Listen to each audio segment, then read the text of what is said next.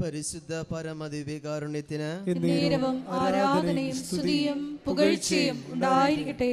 പരിശുദ്ധ പരമദിവ്യകാരുണ്യത്തിന് എന്നേരവും ആരാധനയും സ്തുതിയും പുകഴ്ചയും ഉണ്ടായിരിക്കട്ടെ. പരിശുദ്ധ പരമദിവ്യകാരുണ്യത്തിന് എന്നേരവും ആരാധനയും സ്തുതിയും പുകഴ്ചയും ഉണ്ടായിരിക്കട്ടെ.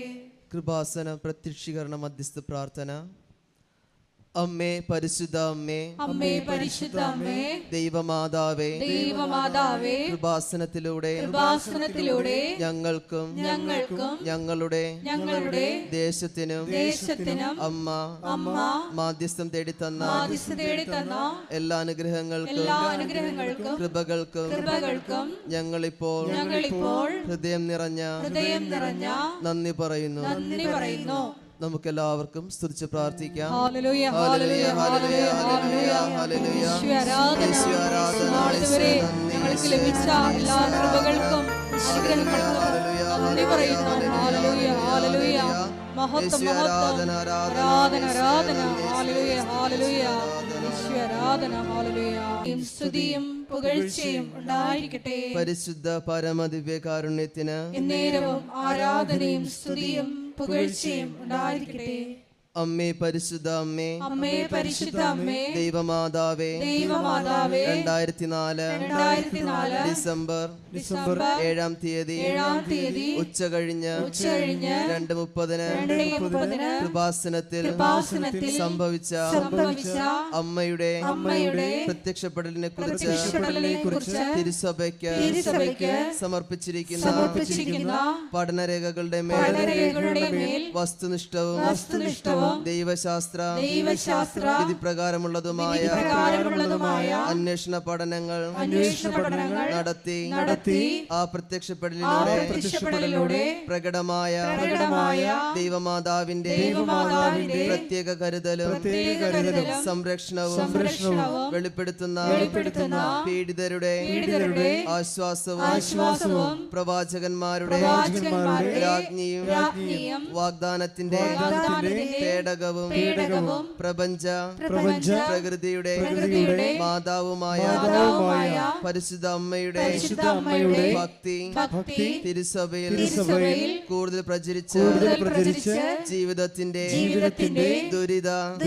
ദുരന്ത അവസ്ഥകളിൽ അകപ്പെട്ട് കഴിയുന്ന അനേകായിരം മക്കൾക്ക് ദൈവത്തിന്റെ സാന്നിധ്യവും സന്ധിപ്പും കൂടുതൽ അനുഭവിക്കുക വഴി ആത്മീയ വിശുദ്ധിയും ദൈവശക്തിയും കൈവരിക്കുവാൻ ഞങ്ങളുടെ കുടുംബങ്ങളെ ഇടയാക്കണമേ.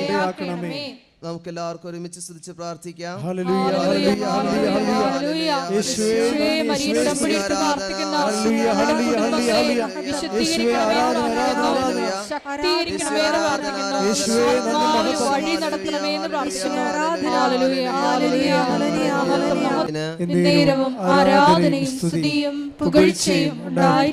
പരിശുദ്ധ പരമദിവ്യകാരുണ്യത്തിന് ആരാധനയും സ്തുതിയും പുകഴ്ചയും ഉണ്ടായിരിക്കട്ടെ. പരിശുദ്ധ പരമദിവ്യകാരുണ്യത്തിന് എന്നേരവും ആരാധനയും സ്തുതിയും പുകഴ്ചയും ഉണ്ടായിരിക്കട്ടെ. അമ്മേ, പരിശുദ്ധ അമ്മേ, അമ്മേ, പരിശുദ്ധ അമ്മേ, ഭൂസ്വർലോകങ്ങളുടെ രാജ്ഞിയായ അങ്ങേക്ക് ഭൗമ സംരക്ഷണത്തിനായി പ്രപഞ്ച പ്രകൃതിയെ തന്നെ തിരുസഭ പ്രതിഷ്ഠിക്കുവാൻ ഈ പ്രത്യക്ഷീകരണം വഴി ഇടയാക്കണമേ. പരിശുദ്ധ അമ്മേ, ജപമാല മാതാവേ, സകല കൃപാസന പ്രാർത്ഥനകളോട് ചേർത്ത് ഞങ്ങളിപ്പോൾ പ്രാർത്ഥിക്കുന്ന ഈ കുടുംബത്തിന്റെ പ്രത്യേക നിയോഗം പരിശുദ്ധ മാതാവിന്റെ സന്നിധിയിൽ അണഞ്ഞിരിക്കുന്ന നമ്മൾ ഓരോരുത്തരുടെയും എല്ലാവിധമായ ആവശ്യങ്ങളെയും പരിശുദ്ധ മാതാവിന്റെ സാന്നിധ്യത്തിൽ മാതാവിനോട് ചേർത്ത് വെച്ചുകൊണ്ട് നമ്മുടെ തമ്പുരാനായ യേശുവിൻ്റെ മുമ്പിൽ എല്ലാ ആവശ്യങ്ങളെയും സമർപ്പിക്കാം. അവിടുത്തെ സംരക്ഷണവും കരുതലും എന്നും എപ്പോഴും ഈ ദേവാലയത്തിൽ ഒത്തുകൂടിയിരിക്കുന്ന എല്ലാവരുടെയും മേൽ ഉണ്ടാകുവാനും ഞങ്ങളുടെ എല്ലാ ആവശ്യങ്ങളിലും അവിടുത്തെ കടന്നുവരവ് ഉണ്ടാകുവാനായിട്ട് നമുക്ക് പ്രാർത്ഥിക്കാം. ജീവിതത്തിലൂടെ കടന്നു പോകുന്ന എല്ലാ ബുദ്ധിമുട്ടുകളെയും പരിസ്ഥിതി മാതാവിൻ്റെ കരങ്ങളോട് ചേർത്ത് വെച്ചുകൊണ്ട് നമ്മുടെ തമ്പുരാന്റെ മുമ്പിൽ ഹൃദയം കൊണ്ട് നമുക്ക് ഏറ്റുപറഞ്ഞ് പ്രാർത്ഥിക്കാം.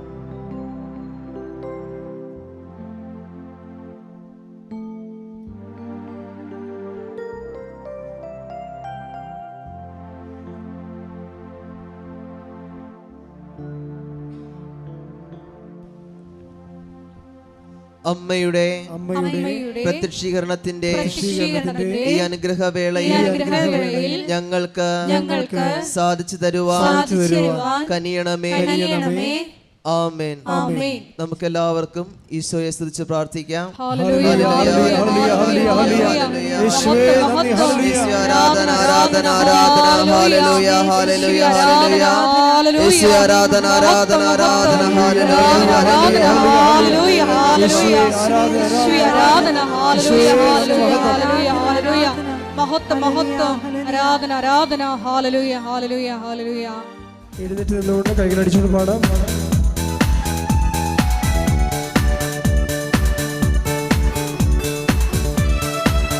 എല്ലാവരും എഴുന്നേറ്റ് നിന്നുകൊണ്ട് സന്തോഷത്തോടെ കരങ്ങളടിച്ചു പാടാം.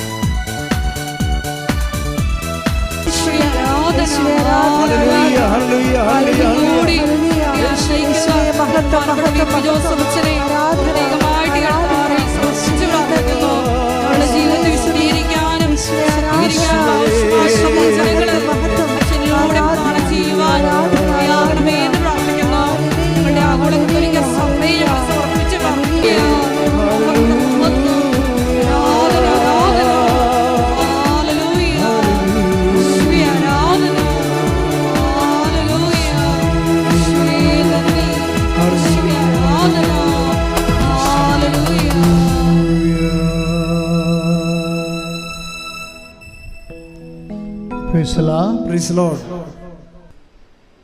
എൻ്റെ പ്രിയപ്പെട്ടവരെ,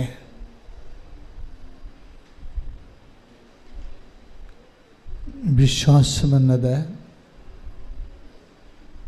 ഒരു ബുദ്ധിപരമായ വ്യാപാരമാകാൻ എൻ്റെ സ്വാഭാവിക അവസ്ഥ അതാണ്. ഒരു ബുദ്ധിപരമായ വിനിമയമാണ് വിശ്വാസം.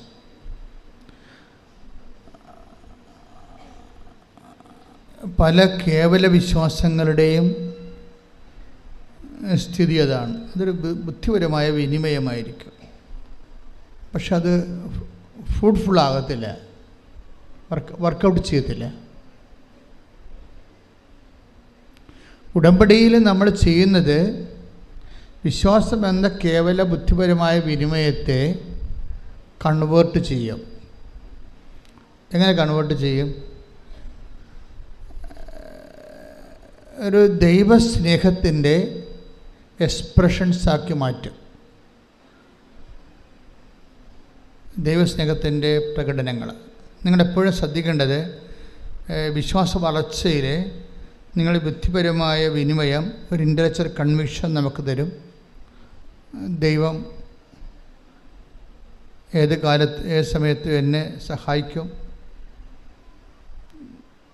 ഞാൻ ദൈവത്തിനെ ആശ്രയിക്കുന്നുണ്ട്, ഇല്ലെങ്കിൽ അതിനേക്കാൾ താഴ്ന്ന് ഞങ്ങളുടെ നാട്ടിലും മാതാവില്ലേ, അങ്ങനെ കുറേ സാക്ഷ്യങ്ങൾ വരുന്നുണ്ട്. ഞങ്ങളുടെ നാട്ടിലും മാതാവുണ്ടല്ലോ, പിന്നെ എന്തിനാണ് കെട്ടിയെടുത്ത് ആലപ്പുഴ പോണത് എന്നങ്ങ് ചെയ്യുന്നു.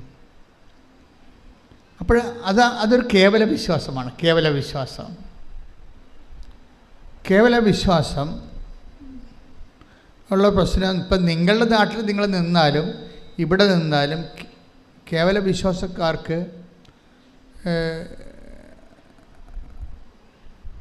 അത് ആക്ടിവേറ്റ് ആകത്തില്ല വിശ്വാസം. നമ്മൾ റീചാർജ് ചെയ്യാം, പക്ഷേ ആക്ടിവേറ്റ് ആകുന്നത് വേറെ ഒരു ഫങ്ഷനാണ് അല്ലേ. മൊബൈലിൽ നമുക്ക് റീചാർജ് ചെയ്യാൻ പറ്റും, പക്ഷേ ആക്ടിവേറ്റ് ആകുന്നത് വേറെ ഒരു ഫങ്ഷനാണ്. അതുപോലെ വി ക്യാൻ ഹാവ് ഫെയ്ത്ത്, പക്ഷേ ആ ഫെയ്ത്ത് ഒരു സാക്ഷ്യത്തിലേക്ക് പ്രവേശിക്കുന്നത് അതിൻ്റെ കണ്ടൻറ്റ് ബേസ് വേറെയാണ്. അതിൻ്റെ അകത്ത് സ്നേഹത്തിൻ്റെ എലമെൻറ്റ്സ് വേണം. ഉടമ്പടിയിൽ പുരോഗമിക്കുന്നുണ്ടെങ്കിൽ നിങ്ങൾ ഇൻട്രോസ്പെക്റ്റ് ചെയ്യേണ്ട ഒരു വിഷയം, എൻ്റെ ഫെയ്ത്ത് കണ്ടൻറ്റിൽ കണ്ടൻറ്റ് ഓഫ് ലവ് ഉണ്ടോ എന്ന് നോക്കണം. നമുക്ക് ആ വിഷയത്തിലൊക്കെ ആധ്യാത്മിക ജീവിതത്തിൽ ഇത്തിരി ബുദ്ധി ഉപയോഗിക്കുന്നത് തെറ്റൊന്നുമില്ല. ഞാൻ നിങ്ങളുടെ വിശ്വാസത്തിൽ കണ്ടൻറ്റ് ഓഫ് ലവ് ഉണ്ടോ ഇല്ലയെന്ന് നോക്കണം. എന്നിട്ട് അതിൻ്റെ കുറവാണ് പരിഹരിക്കേണ്ടത്. കുറവ് പരിഹരിച്ച് മാത്രമേ നമുക്ക് വിശ്വാസ പുരോഗതി പ്രാപിക്കാൻ പറ്റത്തുള്ളൂ. അല്ലെങ്കിൽ ഇങ്ങനെ സ്റ്റാറ്റസ് കോ മെയിൻറ്റെയിൻ ചെയ്തു പോകും, തൽസ്ഥിതി നിലനിന്ന് പോകും. നമുക്കൊരു 10 ഡിഗ്രി ഫെയ്ത്ത് ഉണ്ട്, നമ്മളെങ്ങനെ തലകുത്തി പോയി. ഇപ്പോൾ നിങ്ങൾക്ക് അതിൻ്റെ അകത്ത് ഈ കൃപാസനത്തിൽ വന്ന് എൻ്റെ പേരിൽ രോഗികളെ ശുശ്രൂഷിക്കാം, വീട്ടിലെ സഹായം കൊടുക്കാം, അമ്മയെ സഹായിക്കാം, അല്ലെങ്കിൽ അപ്പനെ സഹായിക്കാം, പിന്നെ പാവപ്പെട്ടവരെ സഹായിക്കാം. പക്ഷേ ഇങ്ങനെയൊക്കെ സഹായിച്ചാലും ചില സമയത്ത് നിങ്ങളുടെ വിശ്വാസത്തിനൊരു വളർച്ച ഉണ്ടാകാൻ ചിലപ്പോൾ സാധ്യതയുണ്ടാകത്തില്ല. അതെന്തുകൊണ്ടാണ്? അത് നിങ്ങൾ ടെക്നിക്കലി ഫങ്ഷനിലായതുകൊണ്ടാണ്, സാങ്കേതികമായിട്ട് ഫങ്ഷനിലാകുന്നത് കൊണ്ടാണ്. സാങ്കേതികമായിട്ടല്ല എൻ്റെ അത് വരണത്. ഇപ്പം നിങ്ങൾ രോഗികളെ കാണുന്നുണ്ടെങ്കിൽ, ഇപ്പം ചിലരൊക്കെ എന്തുമാത്രം, അതായത് കൃപാസനത്തിൽ ഇത്രയും ദൈവാനുഗ്രഹം നിറഞ്ഞു നിൽക്കാൻ കാരണം ഉടമ്പടി എടുത്തവരെല്ലാവരും ലോകത്തിൻ്റെ എമ്പാടും പോയി ആശുപത്രികളിലും അനാഥാലയങ്ങളിലും ഹോസ്പിസുകളിലും അതുപോലെ തന്നെ കുടുംബങ്ങളിലുമൊക്കെ പോയി ആൾക്കാരെ ശുശ്രൂഷിക്കുകയും ഭക്ഷണം കൊടുക്കുകയും പണം കൊടുക്കുകയും അവിടെ നിന്ന് വസ്ത്രം കഴുകി കൊടുക്കുകയും അങ്ങനെ സൽപ്രവൃത്തികളുടെ ഒരു പ്രളയമാണ് ഈ ഉടമ്പടി അഴിച്ചുവിട്ടിരിക്കുന്നത്. അവരുടെ സൽപ്രവൃത്തികളുടെ ആസ്തി ആ ഉടമ്പടിയുടെ പൊതു ഖജനാവിലെ ടാപ്പ് ചെയ്യുന്നവർക്ക് ഈ കൃപാസനത്തിൻ്റെ പൊതു ദൈവാനുഗ്രഹം ലഭിക്കും. തീർച്ചയായിട്ടും അതുകൊണ്ടാണ് കൃപാസനത്തിലെ കാല് കുത്തുമ്പോഴൊക്കെ ചില ആൾക്കാർ അനുഗ്രഹിക്കപ്പെടുന്നെന്ന് പറഞ്ഞതിൻ്റെ കാരണം ഇതിൻ്റെ പൊതുവായിട്ടുള്ള ആധ്യാത്മികമായിട്ടുള്ള ആസ്തികളാണ്. എപ്പോഴും നമ്മൾ ശ്രദ്ധിക്കേണ്ട കാര്യം ഈ കാര്യത്തിൽ കുറച്ച് റീസണബിൾ ആകണം. ഒരു വൈകാരികം എന്നതിനേക്കാൾ ഉപരി ഫെയ്ത്ത് മുന്നോട്ട് വെക്കുന്ന ഒരു റീസണുണ്ട്. വിശ്വാസം മുന്നോട്ട് വെക്കുന്ന ഒരു റീസണുണ്ട്, യുക്തിയുണ്ട്. അത് ഒരു പക്ഷേ നമ്മൾ പറയുന്ന സെക്കുലർ യുക്തിയല്ല, അത് മരിയൻ യുക്തി എന്നാണ് ഞാൻ പറയേണ്ടത്. മരിയൻ റീസൺ അങ്ങനെ ഒരു സംഭവമാണ്, ആധ്യാത്മിക ജീവിതത്തിലുള്ള സംഭവമാണ് മരിയൻ റീസൺ. എന്താ മരിയൻ റീസൺ? അപ്പോൾ മരിയൻ റീസൺ എന്ന് പറയുമ്പോൾ, ഉദാഹരണത്തിന് അവർക്ക് വീഞ്ഞില്ല എന്ന് അമ്മ പറയുന്നു, ഈശോയോട് പറയുന്നു അല്ലേ. ഫസ്റ്റ് റെസ്പോൺസ് എന്താണ് ഈശോയുടെ ഫസ്റ്റ് റെസ്പോൺസ്? എന്താ? എനിക്ക് നിനക്കും എന്ത്? സെക്കൻഡ് റെസ്പോൺസ് എന്താണ്? എൻ്റെ സമയം ഇനിയും ആഗതമായിട്ടില്ല. അപ്പോൾ ഈ ഫസ്റ്റ് റെസ്പോൺസും സെക്കൻഡ് റെസ്പോൺസും ഉദ്ദേശിച്ച നെഗറ്റീവ് ആൻസറാണ് വരണത് അല്ലേ. നെഗറ്റീവ് അല്ലേ, ആ വിഷയം നടക്കത്തില്ലെന്ന് ഉറപ്പല്ലേ. Then why mother is waiting for the answer? പിന്നെ എന്തുകൊണ്ടാണ് അമ്മ നിൽക്കുന്നത്? അതാണ് വിഷയം. അതാണ് മരിയൻ റീസൺ എന്ന് പറയുന്നത്. എന്താണ്? അമ്മയ്ക്ക് വിശ്വാസത്തേക്കാൾ ഉപരി ഈശോയോട് സ്നേഹമുണ്ട്. ശ്രദ്ധിക്കട്ടെ. ഹല്ലേലൂയ.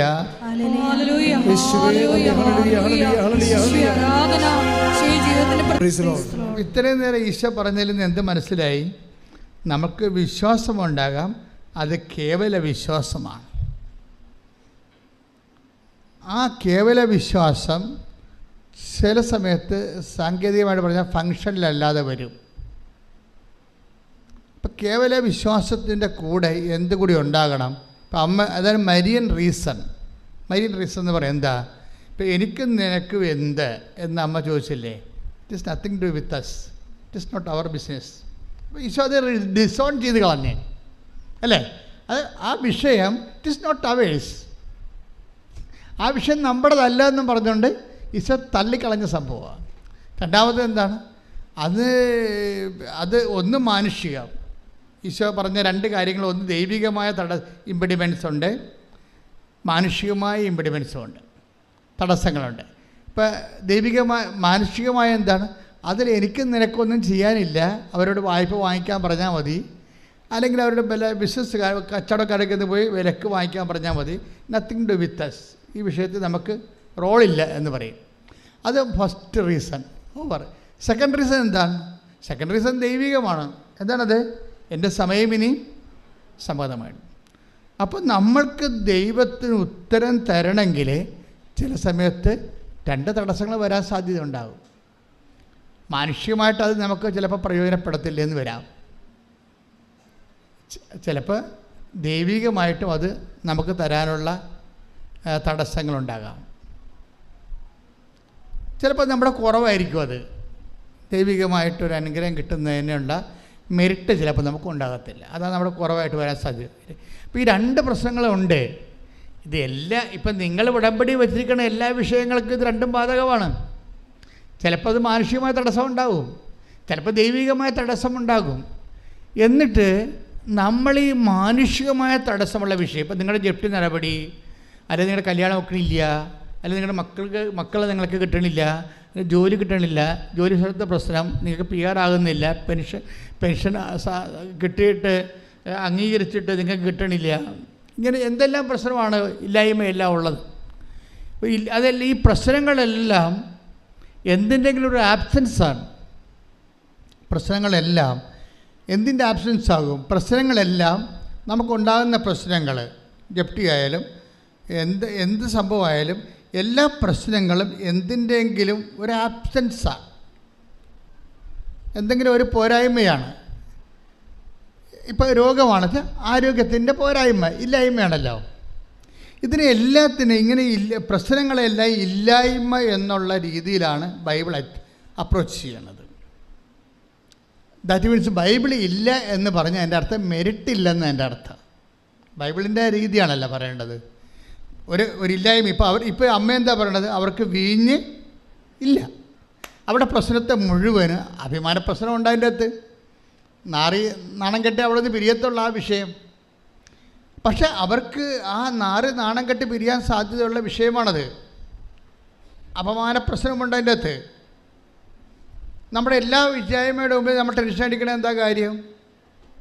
നമ്മൾ ടെൻഷൻ അടിക്കാൻ കാര്യം അതൊരു അപമാനമായിട്ട് മാറുമോ ഇല്ലയോ എന്ന് നമുക്ക് ബുദ്ധിമുട്ടുള്ളത് കൊണ്ടാണ് നമ്മളത് വിഷയമാക്കുന്നത്.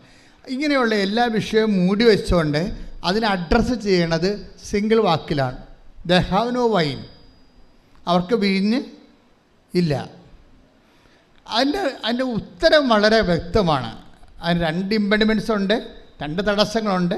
ഒന്ന് മാനുഷികമായി അത് വലിയ കാര്യം അല്ല. അതായത് എനിക്ക് നിനക്ക് എന്ത്, അവർക്ക് പർച്ചേസ് ചെയ്യാവുന്ന വിഷയമേ ഉള്ളൂ. അല്ലെങ്കിൽ അവർക്ക് ലെൻറ്റിന് അവർക്ക് ഹയർ ചെയ്യാം, അത്രയേ ഉള്ളൂ. നമ്മളതിൻ്റെ അകത്ത് ഇൻവോൾവ് ചെയ്യേണ്ട കാര്യമില്ല. It is none of our business എന്ന രീതിയിലാണ് അതിൻ്റെ ഫസ്റ്റ് ആൻസർ വരണത്. സെക്കൻഡ് ആൻസർ എന്താ വരണത്? സെക്കൻഡ് ആൻസർ വരണത് എൻ്റെ സമയം ഇനി സമാഗതമായി ദൈവികമായ തടസ്സങ്ങളാണ് വേണം. ദൈവികമായി നീ അത് നിനക്ക് സ്വീകരിക്കാനുള്ള സമയമായിട്ടില്ല. ഈ അനുഗ്രഹം ഭൗതികമാണ്, പക്ഷേ ദൈവികമായിട്ട് നിനക്കത് സ്വീകരിക്കാനുള്ള സമയമായിട്ടില്ല. അപ്പോൾ ഇങ്ങനെ രണ്ട് ഇമ്പഡിമെൻറ്റ്സ് വന്ന സ്വാഭാവികമായിട്ട് എന്താ പറയേണ്ടത്? ആ ഒരു പ്രെയറിനോട് ഗുഡ് ബൈ പറഞ്ഞ് ബുദ്ധിയും ബോധമുള്ളവർ പോകും. പക്ഷേ എന്തുകൊണ്ട് മറിയം എന്താ ചെയ്യണത്? മറിയം അതിനെ വെയിറ്റ് ചെയ്യുകയാണ്. എന്നിട്ട് മറിയം അതിനെ പരിശുദ്ധാത്മാവിൻ്റെ നിറവിൽ ഒരു പുതിയ പോംവഴി കണ്ടുപിടിക്കുകയാണ്. എന്താണ് അത്? കവനൻ്റൽ ഫോർമുലയാണ് അവിടെ ഉപയോഗിക്കുന്നത്. നമുക്കിത് ഇപ്പോൾ ഈ കാലങ്ങളിലല്ലേ മനസ്സിലായത്. നമ്മൾ വെള്ളം കോരാൻ പറഞ്ഞപ്പോൾ വെള്ളം കോരി, വിറക് കൊട്ടാൻ പറഞ്ഞാൽ വിറക് കെട്ടി എന്നൊക്കെ പറഞ്ഞാലേ നമ്മൾ വായിച്ചുകൊണ്ടും പ്രസംഗിച്ചുകൊണ്ടും പോയത്. ഇപ്പോഴല്ലേ നമ്മൾ മനസ്സിലാക്കണത് ഈ നടക്കാത്ത കാര്യം നടക്കാൻ കവനൻ്റ് ഫോർമുലയാണ് ഉപയോഗിക്കേണ്ടതെന്ന് മനസ്സിലായി. ഇത് പുതിയത് മറിയത്തിൻ്റെ ഫോർമുല അല്ല. ഏജ് ഓൾഡായിട്ട് ബൈബിള് ദൈവത്തിനെ മനുഷ്യൻ്റെ ജീവിതത്തിലേക്ക് ഇറക്കിക്കൊണ്ട് വരുന്നതിന് വേണ്ടി ഉപയോഗിക്കുന്നതാണ് ബൈലാറ്ററൽ എഗ്രിമെൻ്റ് മെത്തേഡ്. ഈ ബൈലാറ്ററൽ എഗ്രിമെൻ്റ് മെത്തേഡിലൂടെ എന്താണ് ശരിക്കും പറഞ്ഞത്? ഇത് ആക്ടിവേറ്റ് ചെയ്യണമെങ്കിൽ എന്ത് വേണം? You must have A certain amount of level of love. നമുക്കറിയാം. അതാണ് ഞാൻ പറഞ്ഞത്, നിങ്ങളുടെ പ്രവൃത്തികൾ, സൽപ്രവൃത്തികൾ ഇനി ഫുൾ കണ്ടു. അതാർക്കും ചെയ്യാം. സൽപ്രവൃത്തികൾ ചെയ്യണമെന്നുണ്ടെങ്കിൽ നമ്മൾക്ക് എപ്പോഴും വരേണ്ട ഒരു വിഷയം, നമ്മൾ ഗുഡ് വർക്ക്സ് എന്നാണ് പറയണത് സൽപ്രവൃത്തിയെ. പക്ഷേ ബൈബിൾ ശരിക്കും ദൈവത്തിൻ്റെ മൈൻഡ് ആണ് നമ്മൾ തർജ്ജമ ചെയ്യണമെന്നുണ്ടെങ്കിൽ ഈ സൽപ്രവൃത്തികൾ ഗുഡ് വർക്കുകൾ അല്ല. ശരിക്കും പറഞ്ഞാൽ ദാറ്റ് ഈസ് ഗ്രേസ്ഫുൾ വർക്കാണ്, ഗ്രേസ് ഗിവിങ് വർക്ക്സിനാണ് ഈ പറയുന്ന ബൈബിൾ എപ്പോഴും സൽപ്രവൃത്തികളുടെ ഇവിടെ കുറഞ്ഞിട്ടാണോ ക്രിസ്തു ആഗതനാകേണ്ടി വരണത്? ക്രിസ്തുവിന് മുമ്പ് എത്രയോ സൽപ്രവൃത്തികൾ ചെയ്ത മനുഷ്യർ ഈ ഭൂമിയിലുണ്ട്. സോക്രട്ടീസൊക്കെ നല്ല മനുഷ്യരല്ലായിരുന്നോ? എന്താ അവർക്ക് കുഴപ്പം? പക്ഷെ അവിടുത്തെ പ്രോബ്ലം, ബൈബിൾ അങ്ങനെ ഒരു സൽപ്രവൃത്തികൾ വർദ്ധിപ്പിക്കാൻ വേണ്ടിയല്ലോ ഈ ഭൂമിയിൽ ക്രിസ്തു ആഗതനായത്. പിന്നെ എന്താണ്? കൃപാവര പ്രവർത്തനങ്ങളാണ്. ഈ സൽപ്രവൃത്തിയും കൃപാവര പ്രവർത്തിയും തമ്മിൽ ഇപ്പം ഒത്തിരി വ്യത്യാസമുണ്ട്. നിങ്ങൾ ഉടമ്പടിയിൽ നിങ്ങൾ ചെയ്യേണ്ടത് ഗ്രേസ് ഗീവിങ് വർക്ക്സാണ് ചെയ്യേണ്ടത്.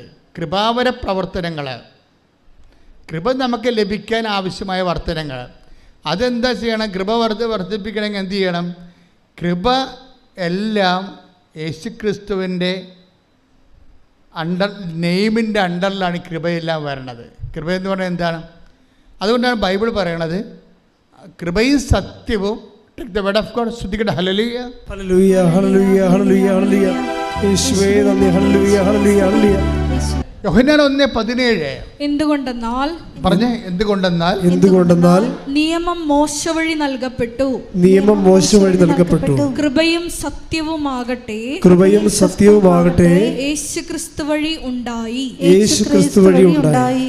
ഇതിനകത്ത് ഒരു പ്രശ്നങ്ങൾ വരണമെന്ന് വെച്ച് കഴിഞ്ഞാൽ ഈ ഡിഗ്രീസ് ഓഫ് പെർഫെക്ഷനിൽ മോശയുടെ വചനവും ജീസസിൻ്റെ വചനവും തമ്മിലുള്ള ഒരു വ്യത്യാസം അതാണ്. മോസസിൻ്റെ വചനത്തിന് സാങ്കേതികമായ ദൈവത്തിൻ്റെ മനസ്സനുസരിച്ചുള്ള നിയമപരമായിട്ടുള്ള കാഴ്ചപ്പാടുകളാണ് കൈകാര്യം ചെയ്യണത്. കർത്താവിൻ്റെ വചനത്തിൽ അതല്ല.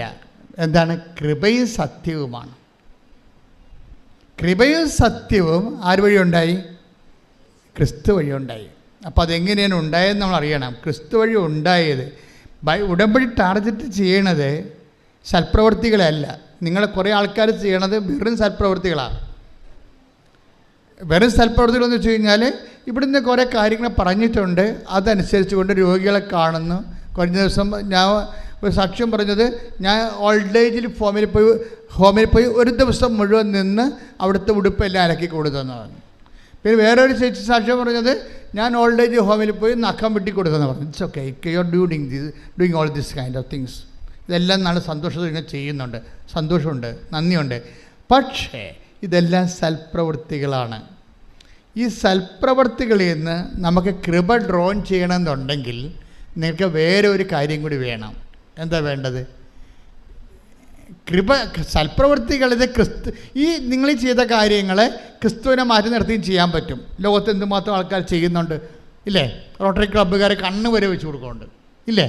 അപ്പം അങ്ങനെ എന്തോ ക്ലബ്ബുകാർ ചെയ്യുന്നുണ്ട്. നാട്ടിൽ എന്തുമാത്രം അയൽക്കൂട്ടങ്ങളും അതുപോലെ തന്നെ പല പലതരമുള്ള പാർട്ടി സംഘങ്ങളും ഒക്കെ പല കാര്യങ്ങളും മനുഷ്യർക്ക് വേണ്ടി ചെയ്യുന്നുണ്ട്.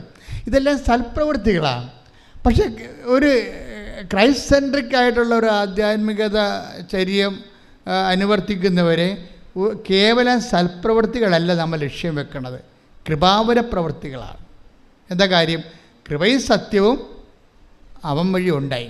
അപ്പം കൃപാവര സത്യങ്ങൾ, കൃപാവര പ്രവൃത്തികൾ ചെയ്യാൻ ഇപ്പോൾ സൽപ്രവൃത്തികളും കൃപാവര പ്രവൃത്തികളും നമ്മൾ വ്യത്യാസം എന്താ? സൽപ്രവൃത്തികൾ മനുഷ്യൻ്റെ പേരിലാണ് ചെയ്യണത്. ചിലർ നല്ല പേരെടുക്കാൻ ചെയ്യും, ചിലർ കൂടുതൽ വോട്ട് കിട്ടാൻ വേണ്ടി ചെയ്യും, ചിലത് ജനകീയ അടിത്തറ ഉണ്ടാക്കാൻ വേണ്ടി ചെയ്യും, ചിലത് അവരുടെ കള്ളത്തരങ്ങളെ പുറത്തറിയപ്പെടുക, നമ്മുടെ ഒരു പുതിയൊരു ഫേസ് കാണിക്കാൻ വേണ്ടി സമൂഹത്തിന് വേറൊരു സംഭവം, അങ്ങനെ ഓരോരോ ലക്ഷ്യങ്ങളാണ് ഈ സൽപ്രവൃത്തികൾക്കുള്ളത്. പക്ഷെ കൃപാവര പ്രവൃത്തി അതല്ല. കൃപാവര പ്രവൃത്തി എന്ന് പറയണത് ക്രിസ്തുവിൻ്റെ നാമത്തിൽ ക്രിസ്തുവിന് വേണ്ടി മാത്രം മഹത്വം കൊടുത്തുകൊണ്ട് ചെയ്യണതാണ്. ക്രിസ്തുവിൻ്റെ നാമത്തിൽ ചെയ്യണം. അതിൻ്റെ 10% ഗ്ലോറി ക്രിസ്തുവിന് മാത്രമാണ്. അതുകൊണ്ടാണ് ബൈബിൾ പറയണത് വലത് കൈ ചെയ്യണത് ഇടത് കൈ അറിയരുത്. മനുഷ്യൻ അറിയരുതെന്നായി പറയണത്. മനുഷ്യന്മാർ അറിയരുതെന്നാണ് പറയണത്. പക്ഷേ മനുഷ്യന്മാർ അറിയുന്ന വെച്ചാൽ എല്ലാ കാര്യവും പാത്തും പതുങ്ങിയും ചെയ്യണമെന്നല്ല. മനുഷ്യനെ അറിഞ്ഞില്ലെങ്കിലും അറിയിക്കാൻ വേണ്ടി നിങ്ങളെ പ്രത്യേകിച്ച് മസിൽ പിടിക്കരുതെന്നതിൻ്റെ അർത്ഥം. ശ്രദ്ധിക്കട്ടെ. ഹല്ലേലൂയ.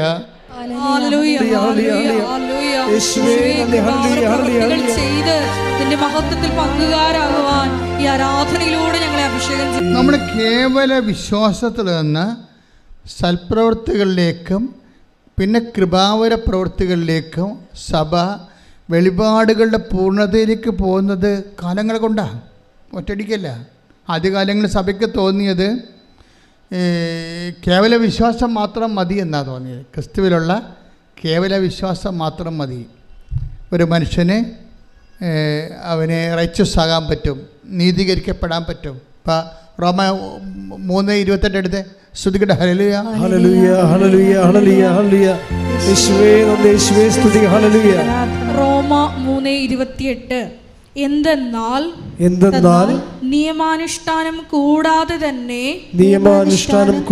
തന്നെ വിശ്വാസത്താൽ മനുഷ്യൻ നീതീകരിക്കപ്പെടുന്നു എന്ന് നാം അനുമാനിക്കുന്നു. അപ്പോൾ ആദ്യകാലങ്ങളിലുള്ള കൺസെപ്റ്റ് വിശ്വാസം, ക്രിസ്തു എനിക്ക് വേണ്ടി പീഡ അനുഭവിച്ചു, എൻ്റെ പാപത്തിന് പരിഹാരം ചെയ്തു ക്രിസ്തു. അതുകൊണ്ട് തന്നെ ആ ക്രിസ്തുവിൻ്റെ പരിഹാരത്തെ വിശ്വസിച്ച് കഴിഞ്ഞാൽ തീർച്ചയായിട്ടും എനിക്ക് നിത്യരക്ഷ ലഭിക്കുമെന്നുള്ള ഇതിന് ഇനീഷ്യൽ ജസ്റ്റിഫിക്കേഷൻ എന്നാണ് പറയുന്നത്. പ്രാഥമിക നീതീകരണം. ഇപ്പോൾ കത്തോലിക്ക സഭയെ സംബന്ധിച്ചിടത്തോളം 50,000-ഓളമാണ് ആതുര കേന്ദ്രങ്ങളുള്ളത്. ഇത് മാത്രമാണ്. അതായത് നമ്മൾ എന്തുമാത്രം ആതുര സേവന കേന്ദ്രങ്ങളാണ് സഭയ്ക്കുള്ളത്. ഒരു പക്ഷേ ലോകത്തെ ഏറ്റവും കൂടുതൽ ആതുര സേവന കേന്ദ്രങ്ങളുള്ള സഭയ്ക്കാണ്. അത് സഭ എന്താ ഫോളോ ചെയ്യണത്? സഭ ഫോളോ ചെയ്യണത് വിശ്വാസം മാത്രം പോരാ, പിന്നെ എന്താണ്? പ്രവൃത്തി കൂടി വേണം. അത് പറയാൻ കാരണം എന്താണ്? അത് ഈ സെൻറ്റ് പോൾ തന്നെ പിന്നീട് തീത്തോസിലേക്ക് വരുമ്പോൾ തീത്തോസ് 3:8 എടുത്ത്. തീത്തോസ് 3:8 ഇപ്പറഞ്ഞത് സത്യമാണ്. ഈ പറഞ്ഞത് സത്യമാണ്. ദൈവത്തിൽ വിശ്വസിച്ചവർ സൽപ്രവൃത്തികൾ ചെയ്യുന്നതിൽ ജാഗരൂകരായിരിക്കാൻ വേണ്ടി ഇക്കാര്യങ്ങളിൽ നീ സമ്മർദ്ദം ചെലുത്തണം എന്ന് ഞാൻ ആഗ്രഹിക്കുന്നു. ഇവയെല്ലാം ശ്രേഷ്ഠവും മനുഷ്യർക്ക് പ്രയോജനകരവുമാണ്. അതിൻ്റെ പ്രശ്നത്തിൽ സൽപ്രവൃത്തികൾ ആദ്യം വിശ്വാസം മതി എന്ന് പറഞ്ഞ സെൻറ്റ് പോൾ തന്നെ കുറച്ച് കഴിയുമ്പോൾ മാറും. 10 കൊല്ലം കഴിയുമ്പോൾ മാറും. റോമാലേഖനം എഴുതി 56-ലാണ്, ടൈറ്റസ് എഴുതി 66-ലാണ്. 10 കൊല്ലം. 10 കൊല്ലത്തിന് ശേഷം കഴിയുമ്പോൾ അദ്ദേഹത്തിന് മനസ്സിലായി വിശ്വാസം മാത്രം പോരാ, പിന്നെന്താണ്? അപ്പോൾ നമ്മൾ ദൈവത്തിൻ്റെ കാര്യങ്ങൾ അറിയണത് ദൈവത്തിൽ ഇങ്ങനെ ജീവിക്കുന്ന അനുസരിച്ച് ക്രൊണോളജിക്കലായിട്ട് നമ്മൾ ജീവിച്ച് വരുമ്പോഴല്ലേ ദൈവം ഓരോരോ കാര്യം നമുക്ക് വെളിപ്പാടിൻ്റെ പൂർണ്ണതയിലേക്ക് നമ്മളെ കൊണ്ടുവരണേ. അങ്ങനെ വരാൻ കാരണം എന്താണെന്ന് വെച്ച് കഴിഞ്ഞാൽ ഇപ്പോൾ AD 56 വിശ്വാസം ഒരാൾ നീതീകരിക്കപ്പെടുന്നത്, നിത്യരക്ഷ പ്രാപിക്കണത് അയാൾ വിശ്വാസം മൂലമാണെന്ന് മാത്രം. പക്ഷേ അതിനിടയ്ക്ക് യാക്കോബ് ഒരു 5 കൊല്ലം കഴിഞ്ഞപ്പോൾ യാക്കോബ് പറഞ്ഞ് ഇത് നടക്കുമെന്ന് തോന്നുന്നില്ല. യാക്കോബ് ഒരു 60 ആയപ്പോൾ AD 56 റോമാലേഖനം എടുത്തിരുന്ന് 60 ആയപ്പോൾ യാക്കോബ് പറഞ്ഞ് അത് പ്രവൃത്തി വേണമെന്ന് പറഞ്ഞ്. അങ്ങനെയാണ് സൽപ്രവൃത്തി വരണത്. യാക്കോബിന്റെ ലേഖനം എടുത്ത് 2:24. മനുഷ്യൻ വിശ്വാസം കൊണ്ട് മാത്രമല്ല, പറഞ്ഞേ, മനുഷ്യൻ വിശ്വാസം കൊണ്ട് മാത്രമല്ല, മനുഷ്യൻ വിശ്വാസം കൊണ്ട് മാത്രമല്ല പ്രവൃത്തികളാലുമാണ് നീതീകരിക്കപ്പെടുന്നതെന്ന് നിങ്ങൾ അറിയുന്നു. Praise the Lord. 56 AD 54 കർത്താവ് മരിച്ച് 56 വർഷം കഴിഞ്ഞപ്പോഴാണ് കേവലമായിട്ട് പറയാം. 56 കർത്താവ് ജനിച്ച് ഒരു 56 വർഷം കഴിയുമ്പോൾ നമ്മൾ സെൻറ്റ് പോളിൻ്റെ ആദ്യത്തെ ലേഖനം പുറത്തു വരുന്നത് റോമ. അവിടെ പറയുന്നത് എന്താണ്? വിശ്വാസം മതി, നമ്മൾ ക്രിസ്തുവിലുള്ള വിശ്വാസം കൊണ്ട് നമ്മൾ നീതീകരിക്കപ്പെടും. അപ്പോസ്തലന്മാരുടെ ഇടയിൽ ചർച്ചയായി. പിന്നെ ജെറുസലേം സൂനദോസ് തുടങ്ങാൻ നേരത്ത് സൂനദോസിൻ്റെ ഇടയ്ക്ക് കൃത്യമായ ഐഡിയ കിട്ടാൻ വേണ്ടി യാക്കോബ്, കർത്താവിൻ്റെ സഹോദരൻ യാക്കോബ് പറഞ്ഞു, വിശ്വാസം മാത്രം പോരാ, സിനഗോഗ് ശ്രദ്ധിക്കണം. ജെറുസലേം സൂനദോസ് നടന്നുകൊണ്ടിരിക്കണം ആദ്യത്തെ. അപ്പോൾ നിങ്ങൾ അവിടെയാണ് യാക്കോബ് അഡ്രസ്സ് ചെയ്യണത്. വിശ്വാസം മാത്രം പോരാ, മറിച്ച് എന്ത് വേണം? പ്രവൃത്തി വേണം. യാക്കോബിൻ്റെ ഈ ലേഖനമാണ് ലോകത്തെ മാറ്റിക്കളഞ്ഞത്. ലോകത്ത് ഇന്ന് കാണുന്ന ഈ സഭയുടെ എല്ലാവിധ ആതുര സേവനങ്ങളെയും അതുപോലെ തന്നെ അവകാശ പോരാട്ടങ്ങളെയും അതുപോലെ തന്നെ മനുഷ്യോചിതമായ എല്ലാ നടപടികളെയും ശുശ്രൂഷകളെയും എല്ലാം കുഞ്ഞുങ്ങളെ, ഇപ്പോൾ ഓട്ടിസം ബാധിച്ച കുഞ്ഞുങ്ങളെ, ജന്മന കിടപ്പിലായ കുഞ്ഞുങ്ങൾ, എന്തുമാത്രം കുഞ്ഞുങ്ങളെയാണ്, എന്തുമാത്രം സിസ്റ്റേഴ്സ് നോക്കണത് ലോകം മുഴുവനും. അതെല്ലാം കാര്യം ഈ യാക്കോബിൻ്റെ ലേഖനമാണ്. യാക്കോബിൻ്റെ ലേഖനം എന്ന് പറയുന്നത് വല്ലാത്തൊരു ലേഖനമായിപ്പോയി. അപ്പോൾ അത് സെൻറ്റ് പോൾ പറഞ്ഞതിന് ശേഷം സെൻറ്റ് പോൾ കർത്താവിനെ കണ്ടിട്ടില്ലല്ലോ, അതാണ് പ്രശ്നം. അതിനുശേഷം പക്ഷെ കർത്താവിൻ്റെ കൂടെ നടന്ന ആളാണ് യാക്കോബ്. യാക്കോബ് കർത്താവിന് മൈൻഡ് റീഡ് ചെയ്തേച്ച് പറഞ്ഞ് പ്രവൃത്തിയില്ലാതെ വിശ്വാസം നീതീകരിക്കപ്പെടത്തില്ല എന്ന് പറയും. ജസ്റ്റിഫൈ ആകത്തില്ല. നിത്യരക്ഷ പ്രാപിക്കണേ പ്രവൃത്തി വേണം. അതുകൊണ്ട് യാക്കോബ് 5 കൊല്ലം സെൻറ്റ് പോളിൻ്റെ ലേഖനം കഴിഞ്ഞ് 5 കൊല്ലം കഴിഞ്ഞപ്പോൾ 60 പറയും. അതൊന്നിട്ട് വായിച്ച് യാക്കോബ് 2:24. ശ്രുതികണ്ട ഹല്ലേലൂയ. വിശ്വാസം കൊണ്ട് മാത്രമല്ല, പറഞ്ഞേ, വിശ്വാസം കൊണ്ട് മാത്രമല്ല പ്രവൃത്തികളാലുമാണ് നീതീകരിക്കപ്പെടുന്നതെന്ന് നിങ്ങൾ അറിയുന്നു. അപ്പോൾ ജെറുസലേം സൂനദോസിൽ തീരുമാനം, നിലപാട് കൃത്യമായി. അപ്പോൾ യാക്കോബ് പൗലോസ് അപ്പോസ്തലനും മനസ്സിലായി സഭയുടെ കറക്റ്റ് നിലപാട്. അപ്പോൾ പൗലോസ് അപ്പോസ്തലനും മനസ്സിലായി പ്രവൃത്തിയാണ് മൂലമാണ് വിശ്വാസം നീതീകരിക്കപ്പെടുന്നത്. അപ്പോൾ പിന്നീട് 5 കൊല്ലം കഴിഞ്ഞപ്പോഴാണ് ടൈറ്റസൻ ലേഖനം എഴുതുന്നത്. 5 കൊല്ലം കഴിയുമ്പോൾ ടൈറ്റസൻ ലേഖനം എഴുതുമ്പോൾ, തീത്തോസിൻ്റെ ലേഖനം എഴുതുമ്പോൾ സെൻറ്റ് പോൾ പറയും, എന്താ പറഞ്ഞിരിക്കുന്നത്? 3:8 ശ്രുതികട ഹല്ലേലൂയ.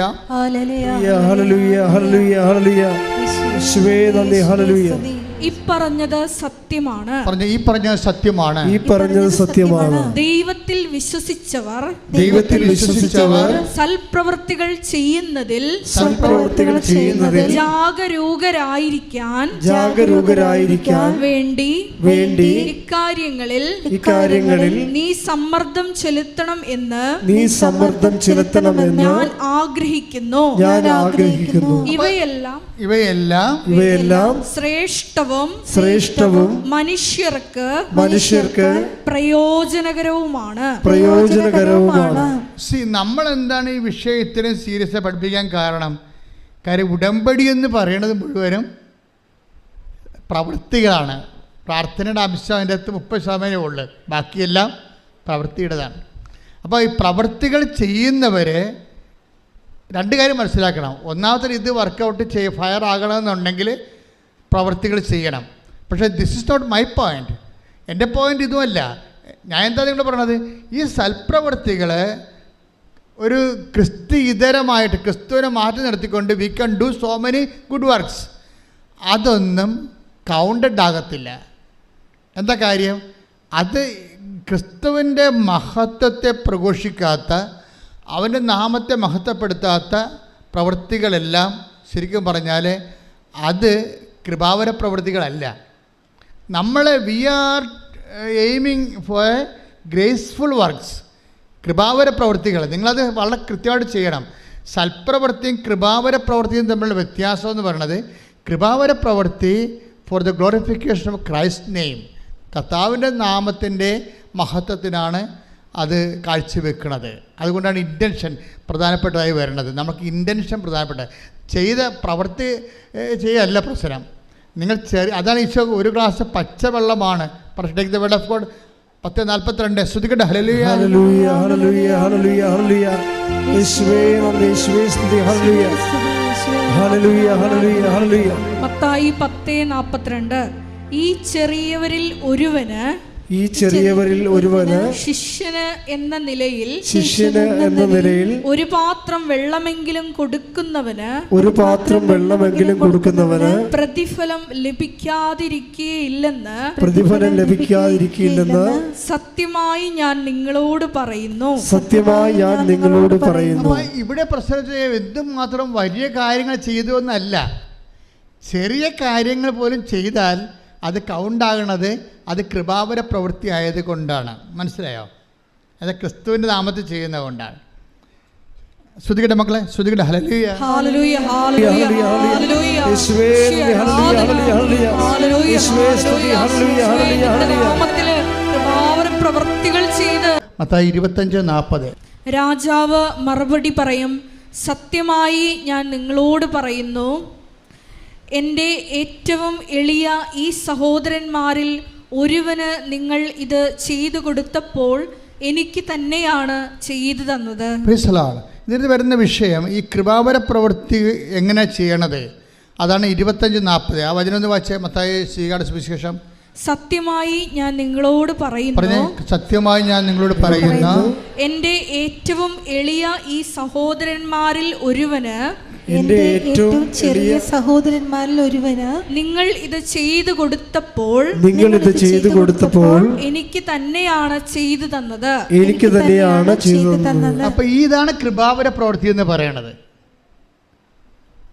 എന്താ വെച്ച് കഴിഞ്ഞാല് ക്രിസ്തുവിന് തന്നെ നമ്മൾ ചെയ്ത് കൊടുക്കുകയാണ് ഡയറക്റ്റായിട്ട്.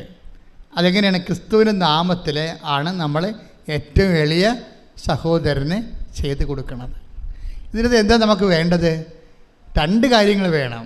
എന്ത് വേണം? ക്രിസ്തുവിനോടുള്ള സ്നേഹം വേണം, ആ സഹോദരനോടുള്ള സ്നേഹം വേണം. 2 സംഭവം വേണം. വിശ്വാസം മാത്രം പോരാ. 2 കാര്യം. കൃപാവര പ്രവർത്തിക്ക് 2 കാര്യം വേണം. എന്തൊക്കെ വേണം?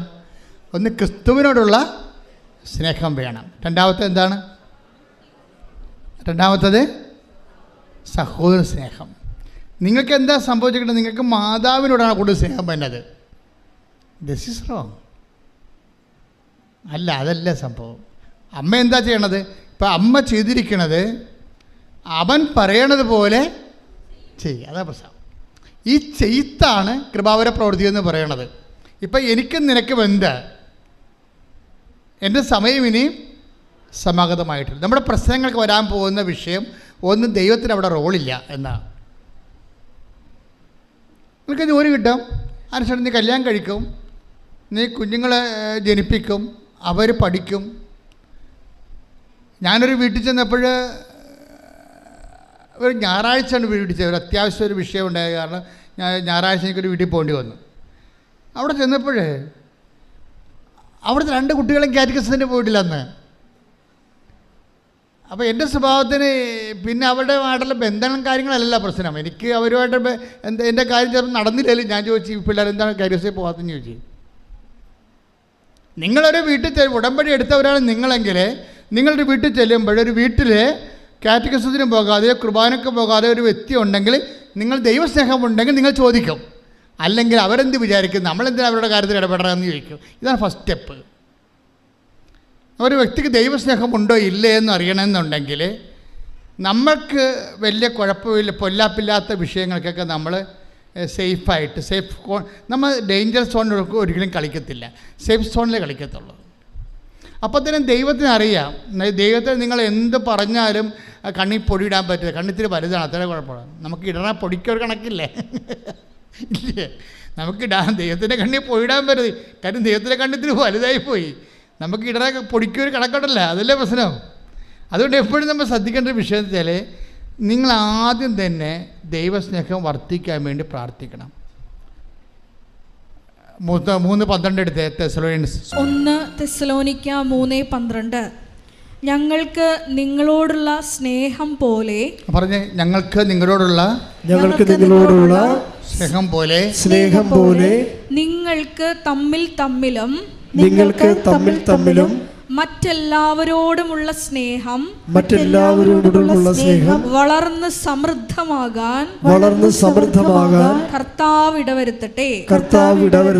ഇപ്പൊ ദൈവത്തിന് റോളുണ്ട് ഇതിൻ്റെ അകത്ത്. നമുക്ക് ലവ് ഓഫ് ഗോഡ് ലെവൽ കുറവാണെങ്കിൽ നിങ്ങൾ അഡ്രസ്സ് ചെയ്യേണ്ട അതാണ്. എൻ്റെ IELTS പാസ്സാക്കണേ, എൻ്റെ IELTS പാസ്സാക്കി ജന്മം പ്രാർത്ഥിച്ചാൽ ദൈവത്തിന് അതുകൊണ്ട് പ്രയോജനമില്ല. ദൈവം പറയും എനിക്ക് നിനക്ക് എന്താ എന്ന് ചോദിക്കും. ഇതാണ് പ്രശ്നം. എൻ്റെ IELTS പാസ്സാക്കി എൻ്റെ വസ്തു വിൽക്കണേ, എനിക്ക് കല്യാണം നടത്തണേ, എനിക്ക് കുഞ്ഞുങ്ങളുണ്ടാകണമെന്ന് പറഞ്ഞാൽ മാത്രം ഇരുന്ന ദൈവം ചോദിക്കുന്ന ചോദ്യം എന്താണ്? എനിക്ക് നിനക്കും എന്താ? ഇവിടെ എന്താ പ്രശ്നം വെച്ച് കഴിഞ്ഞാൽ ആദ്യം ലെവൽ വർദ്ധിപ്പിക്കണം. ടെക്നിക്കലായിട്ടാണ് ഉടമ്പടി സമീപിക്കേണ്ടത്. ലെവലിൽ അത് എന്തിനാണ്?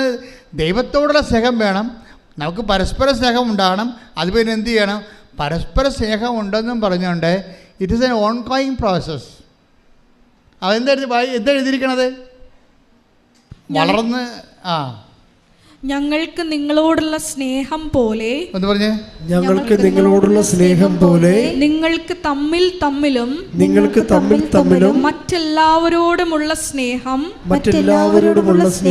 വളർന്ന് സമൃദ്ധമാകാൻ കർത്താവ് ഇടവരുത്തട്ടെ. അപ്പൊ സ്നേഹം കുറഞ്ഞാൽ അതിനകത്ത് റോള് ദൈവത്തിനുണ്ട്, ഉറപ്പല്ലേ? അപ്പം നിങ്ങൾ പ്രാർത്ഥിക്കുമ്പോൾ നിങ്ങളുടെ ലെവൽ വർദ്ധിക്കാൻ വേണ്ടി അതിനെ ടാർഗറ്റ് ചെയ്യണം. നിങ്ങൾ ടാർഗറ്റ് ചെയ്യണത് പക്ക മെറ്റീരിയൽ വിഷയമാണ്. ദൈവത്തിന് അതിൻ്റെ അകത്ത് റോളൊന്നുമില്ല. എനിക്ക് നിനക്കും എന്ത് എന്ന് ചോദിക്കുന്നതിൻ്റെ കാരണം അതാണ്. അപ്പോൾ എനിക്ക് നിനക്കും എന്ത് എന്ന് ചോദിക്കുമ്പോൾ തന്നെ ഒരു മെറ്റീരിയൽ ബെനിഫിറ്റ്സ് നമുക്ക് ലഭിക്കുന്നതിനോടുള്ള കർത്താവിൻ്റെ നിലപാട് it is very evident, it is clear. അറിഞ്ഞ് കളിക്കണം കേട്ടോ. ഈ കളി ഉടമ്പടി ഒരു കളിയാണ്. അവിടെ നമ്മൾ ഇൻവെസ്റ്റ് ചെയ്യുമ്പോൾ സൂക്ഷിച്ച് കൈകാര്യം ചെയ്യണം. കാര്യം ഒരു മെറ്റീരിയൽ ബെനിഫിറ്റ്സ് മാത്രമാണ് ഉദ്ദേശിക്കണമെന്നുണ്ടെങ്കിൽ കർത്താവിൻ്റെ നിലപാട് എന്താണ്? Between us what is it? എനിക്കും നിനക്കും എന്താ? പിന്നെ എന്താണ്? എൻ്റെ സമയം ഇനിയും സമഗതമായിട്ടില്ലല്ലോ. ഈ ഒരു പ്രശ്നത്തെയാണ് മറിയം ഓവർടേക്ക് ചെയ്യണത്. ഈ നമ്മൾ മറിയത്തെ വിളിക്കുന്ന ഒരു പേരുണ്ട്. എന്താണ്? ബോധജ്ഞാനത്തിൻ്റെ എന്താ കാര്യം? ഇവർ പരിശുദ്ധാത്മ ഫുൾ ഓഫ് ഗ്രേസ് അല്ലേ, ഇവർ കൃപ നിറഞ്ഞവളല്ലേ. അതുകൊണ്ട് കൃപ നിറഞ്ഞു കഴിഞ്ഞാൽ അതിൻ്റെ ജ്ഞാനം അറിയാൻ പറ്റും. ഇതിലെങ്ങനെയാണ് ഇങ്ങനെ ഒരു വിഷയമുണ്ട്, അതിനെ എങ്ങനെയാണ് കൗൺട്രാക്ട് ചെയ്യണമെന്ന് അറിയാൻ പറ്റും. അതാണ് നമ്മൾ ജ്ഞാനപരം എന്ന് പറയണത്. അവർ മാലാഖ തന്നെ അവരെ കാണുമ്പോൾ സമയത്ത് പറഞ്ഞത് എന്താണ്? Hail Mary full of grace, കൃപ നിറഞ്ഞവൾ. കൃപ നിറഞ്ഞാൽ തന്നെ അതിൻ്റെ അർത്ഥം ജ്ഞാനപരം അതിൻ്റെ സമൃദ്ധി നിൽക്കുകയാണ്. അപ്പം അതുകൊണ്ട് ഒരു ഇഷ്യൂ ഉണ്ടായപ്പോൾ എൻ്റെ പ്രോബ്ലം വേറൊരു പ്രശ്നമുണ്ട്. ഞങ്ങളുമൊക്കെ നിങ്ങളോട് ജ്ഞാനപരത്തിലാണ് ഉപദേശം തരണത്. പക്ഷേ എന്താ പ്രശ്നം വെച്ച് കഴിഞ്ഞാൽ ഇപ്പം ഞാൻ ചിലരോട് പറയും പ്രശ്നമായ വഴക്കായ സാരമില്ല, നീ തന്നത്തെ ഇറങ്ങിപ്പോകുന്ന ആളല്ലേ, നീ മര്യാദയ്ക്ക് കഴിച്ചെല്ലാം പറയും. ഞാൻ എത്രയും പറയത്തുള്ളൂ. പിന്നെ ആ ചാപ്റ്റർ ക്ലോസ് ചെയ്ത് കളയും. കാരണം അൾത്താറയിൽ 2 മിനിറ്റല്ലേ കിടത്തുള്ളൂ. അപ്പോൾ ഇവിടെ തന്നത്തെ ഇറങ്ങിപ്പോയാണെന്ന് എനിക്കറിയത്തില്ല. കർത്താവ് എന്നോട് പറയും ഇവിടെ തന്നത്തെ ഇറങ്ങിപ്പോകുന്നതാണ് വഴക്കുണ്ടാക്കിയത്. അപ്പോൾ അത് ഞാൻ പറയും നീ തന്നത്തെ ഇറങ്ങിപ്പോയ ആളല്ലേ, നീ തന്നെ പോയിക്കൊള്ളാൻ പറയും, നീ തന്നെ റെസെറ്റ് ചെയ്യാൻ പറയും. പക്ഷേ ഇവിടെ ജന്മം കൊണ്ട് പോകത്തില്ല. കാര്യം ഇവർക്ക് ചമ്മലല്ലേ. കാര്യത്തിൽ ഇവിടെ തന്നത്തെ ഇറങ്ങിപ്പോയതാണ്. അപ്പം നമ്മളവിടെ എളിമപ്പെടണം. എളിമപ്പെട്ടിട്ട് സോറി പറയാൻ ബാധ്യസ്ഥയാണ്. പക്ഷേ ഈ അഹങ്കാരം ഹുങ്ക് പിടിച്ച സാധനം ഈ ജന്മത്തെ സോറി പറയത്തില്ല. കാരണം മർക്കടം മുട്ടിയാണ്. കുരങ്ങിൻ്റെ പരിപാടി അതാണ്. അകത്ത് ശർക്കര പോയി കഴിഞ്ഞാൽ ആൾക്കാർ നമ്മളെ തല്ലിക്കൊല്ലാൻ വേണ്ടി വരുമ്പോഴും ആ ശർക്കര ഒന്നും വിടത്തില്ല ഒരിക്കലും. അതാണ് മർക്കടം മുട്ടി എന്ന് പറയുന്നത്. പണ്ട് കുരങ്ങിനെ പിടിക്കുന്ന പരിപാടി അങ്ങനെ ഇരുന്നില്ല. തൊണ്ണെന്ന് പറഞ്ഞതിൻ്റെ കരിക്ക് തുളച്ച് അതിൻ്റെ അകത്ത് ശർക്കര കൊണ്ടിട്ട് വെക്കും. അപ്പോൾ കുരങ്ങ് വന്ന് വെച്ച് ഇതിൻ്റെ അകത്ത് കൈയിടും. കൈയിട്ട് കഴിയുമ്പോൾ ശർക്കരക്കരി പിടിക്കും. അപ്പോഴേ പിടിക്കുന്ന സമയത്ത് ആൾക്കാർ കുരങ്ങിനെ പിടിക്കാൻ വേണ്ടി കുരങ്ങ് രസായത്തിന് വടിയും കൊണ്ട് വരും. അപ്പോൾ പക്ഷേ കുരങ്ങ് വിട്ട് കൊടുക്കത്തില്ല. ആ ശർക്കരന്ന് വിടത്തില്ല അവൻ. മര്യാദക്കാവും ബുദ്ധിപൂർവ്വം ഒരു വിവേകം ഉണ്ടെങ്കിൽ ആ കൈ വിട്ടാൽ ഊരിക്കൊണ്ട് പോകാൻ പറ്റും. പക്ഷേ പാവപ്പെട്ട വിടത്തില്ല. ഇങ്ങനെ മർക്കട മുട്ടിയോടുകൂടി തമ്മിൽ തല്ലി തലകീറി മക്കളെ വഴിയാധാരമാക്കി മരിച്ചുപോയ മനുഷ്യർ എന്തുമാത്രമാണ്. അതുകൊണ്ടാണ് അനുതാപം അവിടെ വരണത്. ഇത് ഒറ്റ നടക്ക് പോകത്തില്ലേ. അനുതാപം വരണത് അവിടെയാണ്. ഈ വിഷയത്തിൽ നിനക്ക് അനുതാപം ഉണ്ടാകണമെന്ന് ദൈവം ആഗ്രഹിക്കുന്നുണ്ട്. അനുതാപം എന്ന് പറഞ്ഞാൽ എന്താണ്? നിന്റെ ജീവിത വിഷയത്തിൽ നിന്നേക്കാൾ വലുതായിട്ട് ക്രിസ്തുവിനെ കാണുന്നതാണ് അനുതാപം. ശ്രദ്ധിക്കട്ടെ. ഹല്ലേലൂയ. ഹല്ലേലൂയ. ഹല്ലേലൂയ. യേശുവേ നന്ദി. ഹല്ലേലൂയ. ഹല്ലേലൂയ. ഹല്ലേലൂയ. അനുതാപം ഈ ആരാധനയിൽ പങ്കെടുത്ത് പ്രാർത്ഥിക്കുന്ന നിങ്ങൾക്ക് എല്ലാവർക്കും നിങ്ങളെ ഈ തീക്കൊള്ളി കൊണ്ട് നമ്മൾ തൊട്ടാൽ പൊള്ളുന്ന കാര്യം വ്യക്തമാണ്. സത്യമായ ഒരു വിഷയത്തോട് നിങ്ങൾ ഇടപെടുമ്പോൾ നിങ്ങളുടെ മനസ്സിലിരിപ്പ് ദൈവത്തിനറിയാം. അതുകൊണ്ട് നിങ്ങൾ ആദ്യമേ തന്നെ ഒരു ധാരണയിലെത്താൻ നല്ലതാണ്. ക്രിസ്തുവേ, ഉടമ്പടിക്കാലം കഴിഞ്ഞാലും അങ്ങയുടെ ചൈതന്യത്തിൽ ഞാൻ ജീവിക്കും. നാട്ടുകാരെ ബോധിപ്പിക്കാനല്ലെങ്കിലും അങ്ങയുടെ ചൈതന്യത്തിൽ ഞാൻ ജീവിക്കും. പല ആൾക്കാരും ഇന്ന് അവിടെ അവിശ്വാസം നിലനിർത്തുന്നത് നാട്ടുകാരെ ബോധിപ്പിക്കാനാണ്. ഇപ്പം എന്നെ പള്ളിയിൽ അടക്കണ്ട എന്നൊക്കെ ഒരു സമയത്ത് സ്റ്റൈൽ ആൻഡ് സ്റ്റാൻഡേർഡായിട്ട് എന്തുമാത്രം മനുഷ്യർ പറയും. അങ്ങനെ പറയുമ്പോൾ അവർ ഉദ്ദേശിക്കണ എന്താ? ഒന്നെങ്കിൽ അവർ സാഹിത്യകാരന്മാരായിരിക്കും, അല്ലെങ്കിൽ അവർ രാഷ്ട്രീയക്കാരായിരിക്കും, അല്ലെങ്കിൽ അവർ സിനിമ നടന്മാരായിരിക്കും. എന്നാൽ ബഹുജനങ്ങളുടെ പിന്തുണ വേണമെന്ന് ആഗ്രഹിക്കുന്നവരായിരിക്കും. എനിക്ക് ഈ വിശ്വാസ സമൂഹത്തിൻ്റെ പിന്തുണ മാത്രം പോരാ, എനിക്ക് ബഹുജനങ്ങളുടെ മുഴുവൻ പിന്തുണ വേണമെന്ന് ഉദ്ദേശിക്കുന്നവർ എന്തു ചെയ്യും? ആദ്യത്തെ അവർക്ക് തള്ളി പറയാൻ പറ്റുന്നത് ദൈവത്തെയാണ്. ദൈവത്തെ തള്ളി പറഞ്ഞുകൊണ്ട് ന്യൂട്രായിട്ട് നിൽക്കും. സിനിമ നടന്മാരൊക്കെ ന്യൂട്രായിട്ട് നിൽക്കുന്നവരുണ്ട്. അവിടെ ഉള്ളിൽ വിശ്വാസമുണ്ട്, പക്ഷേ തള്ളി പറഞ്ഞാൽ പടം കിട്ടത്തില്ല. അതുകൊണ്ട് അവരവിടെ നിൽക്കും. പാട്ടുകാരങ്ങനെ ഉണ്ട്, അതുപോലെ തന്നെ രാഷ്ട്രീയക്കാരങ്ങനെ ഉണ്ട്, ന്യൂട്രായിട്ട് നിൽക്കും അവർ. ക്രിസ്തുവിനെ ഏറ്റുപറയുന്ന ഒരു മനുഷ്യൻ്റെ ദുരന്തത്തിൽ, ആധ്യാത്മിക ദുരന്തത്തിൻ്റെ ഏറ്റവും വലുത് ക്രിസ്തുവിനെ അവന് പ്രഘോഷിക്കാൻ പറ്റാത്തൊരവസ്ഥ അവൻ തന്നെ സൃഷ്ടിക്കുന്നതാണ്. ശ്രദ്ധിക്കട്ടെ. ഹല്ലേലൂയ. ഹല്ലേലൂയ. ഹല്ലേലൂയ. ഹല്ലേലൂയ. ഹല്ലേലൂയ.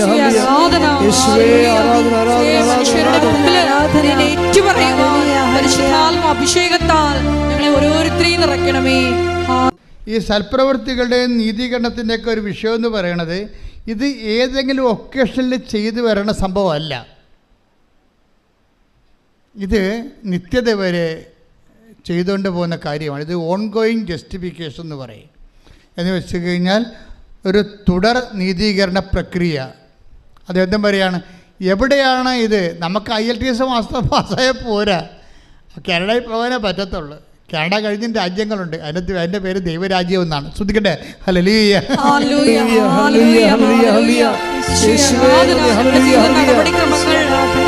അവസാന നീതീകരണം ലഭിക്കണവരെ ഒരു ആത്മാവ് അസ്വസ്ഥമായിരിക്കും. സത്യമായ ദൈവത്തെ കണ്ടെത്തിയ മനുഷ്യർ അവസാനത്തെ നീതീകരണം കിട്ടുന്നത് എപ്പോഴാണ്? 25:34. അനന്തരം രാജാവ് തന്റെ വലതുഭാഗത്തുള്ളവരോട് അരുളി ചെയ്യും, എന്റെ പിതാവിനാൽ അനുഗ്രഹിക്കപ്പെട്ടവരെ വരുവിൻ. ലോകസ്ഥാപനം മുതൽ നിങ്ങൾക്കായി സജ്ജമാക്കിയിരിക്കുന്ന രാജ്യം അവകാശപ്പെടുത്തുവിൻ. ഇതാണ് ലാസ്റ്റ് ജസ്റ്റിഫിക്കേഷൻ. നിങ്ങൾക്കായി ഒരുക്കിയിരിക്കുന്ന രാജ്യം അവകാശപ്പെടുത്താൻ പറയണത് വരെ we are in the process of justification. നീതികണ്ഠത്തിൻ്റെ പ്രോസസ്സാണ്. അച്ഛൻ എന്താ ഇങ്ങനെ പറയണമെന്ന് ചോദിച്ചു കഴിഞ്ഞാൽ, നിങ്ങളൊരു ഒക്കേഷണൽ ജസ്റ്റിഫിക്കേഷന് വേണ്ടി കുറച്ച് സൽപ്രവൃത്തികൾ ഇപ്പം ചെയ്യുകയാണ്. ഇതിനകത്ത് വരുന്നവർ ഇതുകൊണ്ട് ഉടമ്പടി ലാഗ് ചെയ്യണതിൻ്റെ കാരണം, 1, നിങ്ങൾ ഇതുകൊണ്ട് അവസാനിപ്പിക്കാൻ പോകുന്ന ദൈവത്തിന് അറിയാം. 2, നിങ്ങളിത് ചെയ്യണ ദൈവസ്നേഹത്തോടെ അല്ല. അപ്പം പിന്നെ ഇതിന് ഓവർകം ചെയ്യാനുള്ള മാർഗം എന്താണ്? ദൈവത്തോട് നേരത്തെ മുൻകൂർ ജാമ്യം പറയണം, ഞാൻ ഇതുകൊണ്ട് ക്രിസ്തീയ ജീവിതം അവസാനിപ്പിക്കത്തില്ല, ഞാൻ ദൈവസ്നേഹത്തോട് മാത്രമേ എൻ്റെ ജീവിതം ചെയ്യത്തുള്ളൂ. പക്ഷേ ഇങ്ങനെ നൗ ആൻഡ് ദെൻ ആയിട്ടൊരു വ്യക്തിക്ക് അത് ഐഡിയലല്ല. നൗ ആൻഡ് ദെൻ, അപ്പോഴും ഇപ്പോഴൊക്കെ ആയിട്ട് കുറച്ച് സൽപ്രവർത്തികൾ ചെയ്ത് അത് ഫങ്ഷനായിട്ട് മാറ്റാം. പക്ഷേ മിഷനായിട്ടാണിത് വരേണ്ടത്. എന്താ കാര്യം വെച്ച് കഴിഞ്ഞാൽ, നാം ഇപ്പം ക്രിസ്തീയ ജീവിതം യോഹന്നാന്റെ സുവിശേഷം 14:15 എടുത്ത് ശ്രദ്ധിക്കട്ടെ. ഹല്ലേലൂയ. ഹല്ലേലൂയ. ഹല്ലേലൂയ. ഹല്ലേലൂയ. ഹല്ലേലൂയ. യേശുവേ നന്ദി. ഹല്ലേലൂയ. ഹല്ലേലൂയ. യേശുവേ സ്തുതി. ഹല്ലേലൂയ. 14:15. യോഹന്നാൻ 14:15. നിങ്ങൾ എന്നെ സ്നേഹിക്കുന്നുവെങ്കിൽ എന്റെ കൽപ്പന പാലിക്കും. അടുത്ത വചനം വായിച്ചേ. ഞാൻ പിതാവിനോട് അപേക്ഷിക്കുകയും എന്നേക്കും നിങ്ങളോട് കൂടെ ആയിരിക്കാൻ മറ്റൊരു സഹായകനെ അവിടുന്ന് നിങ്ങൾക്ക് തരികയും ചെയ്യും. അപ്പോൾ ഒന്ന്, ഈ കാര്യങ്ങളെല്ലാം 14-15 അനുസരിച്ചാണ് ചെയ്യേണ്ടത്. എന്താണ്? ദൈവസ്നേഹത്തോടെയാണ് ചെയ്യേണ്ടത്. അങ്ങനെ ദൈവസ്നേഹത്തോട് ചെയ്തു കഴിഞ്ഞാൽ ക്രിസ്തു നമ്മളിൽ വസിക്കുന്നത് അവൻ്റെ ആത്മാവോട് കൂടിയായിരിക്കുമെന്നാണ് കർത്താവിൻ്റെ വെളിപ്പെടുത്തൽ, വചനത്തിൻ്റെ വെളിപ്പെടുത്തൽ. പ്രാർത്ഥിക്കുക, കർത്താവായ ദൈവമേ, അപ്പോഴും ഇപ്പോഴും നല്ല പ്രവൃത്തികൾ ചെയ്യുന്ന കാര്യം കാണാനുള്ള കാര്യപരിപാടിയേക്കാൾ സത്യസന്ധമായി ജീവിതം സുവിശേഷ സ്നേഹത്താൽ ദൈവസ്നേഹത്തോടെ പുനഃക്രമീകരിച്ചുകൊണ്ട് കൃപയിൽ നിറയുവാൻ വളരുവാൻ എന്നെ അഭിഷേകം ചെയ്യട്ടെ.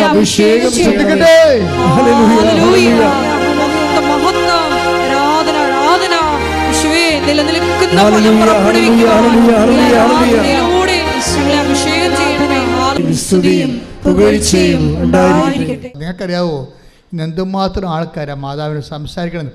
അവിടെ പ്രാർത്ഥന തന്നെ സ്നേഹത്തിൻ്റെ സംസാരമാക്കി മാറ്റി. അപ്പോൾ അവിടെ ദൈവസ്നേഹം കൂടി ലവ് ലെവൽ വർദ്ധിപ്പിച്ചു. ഇത് ഉടമ്പടി പെട്ടെന്ന് കത്താനുള്ളൊരു മാർഗ്ഗമാണിത്. എന്താണ്? നിങ്ങളുടെ ലവ് ലെവൽ വർദ്ധിപ്പിക്കണം. ലവ് ലെവൽ വർദ്ധിപ്പിക്കുമ്പോൾ ഒരു കുഴപ്പമുണ്ട്. എന്താ പ്രശ്നം? നിങ്ങളുടെ വെറുപ്പ്, വിദ്വേഷം, പക, ചതി, അഹങ്കാരം, മുൻകോപം, കലഹം, ഭിന്നത, അതെല്ലാം മാറ്റേണ്ടി വരും.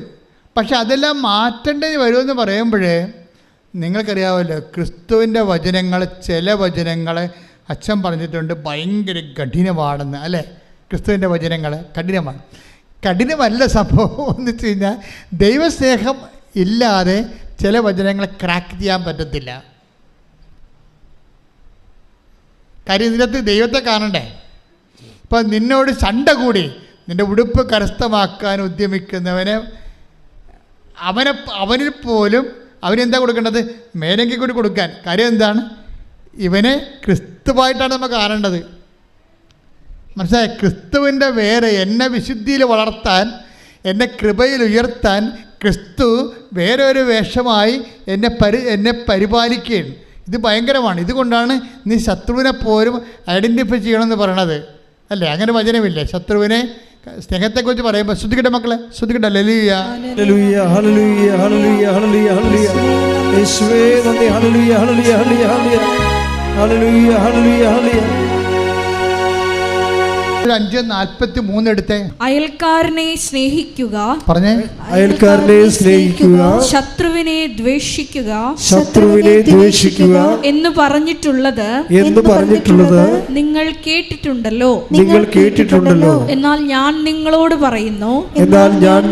പറയുന്നു, ശത്രുക്കളെ സ്നേഹിക്കുവിൻ, നിങ്ങളെ പീഡിപ്പിക്കുന്നവർക്ക് വേണ്ടി പ്രാർത്ഥിക്കുവിൻ.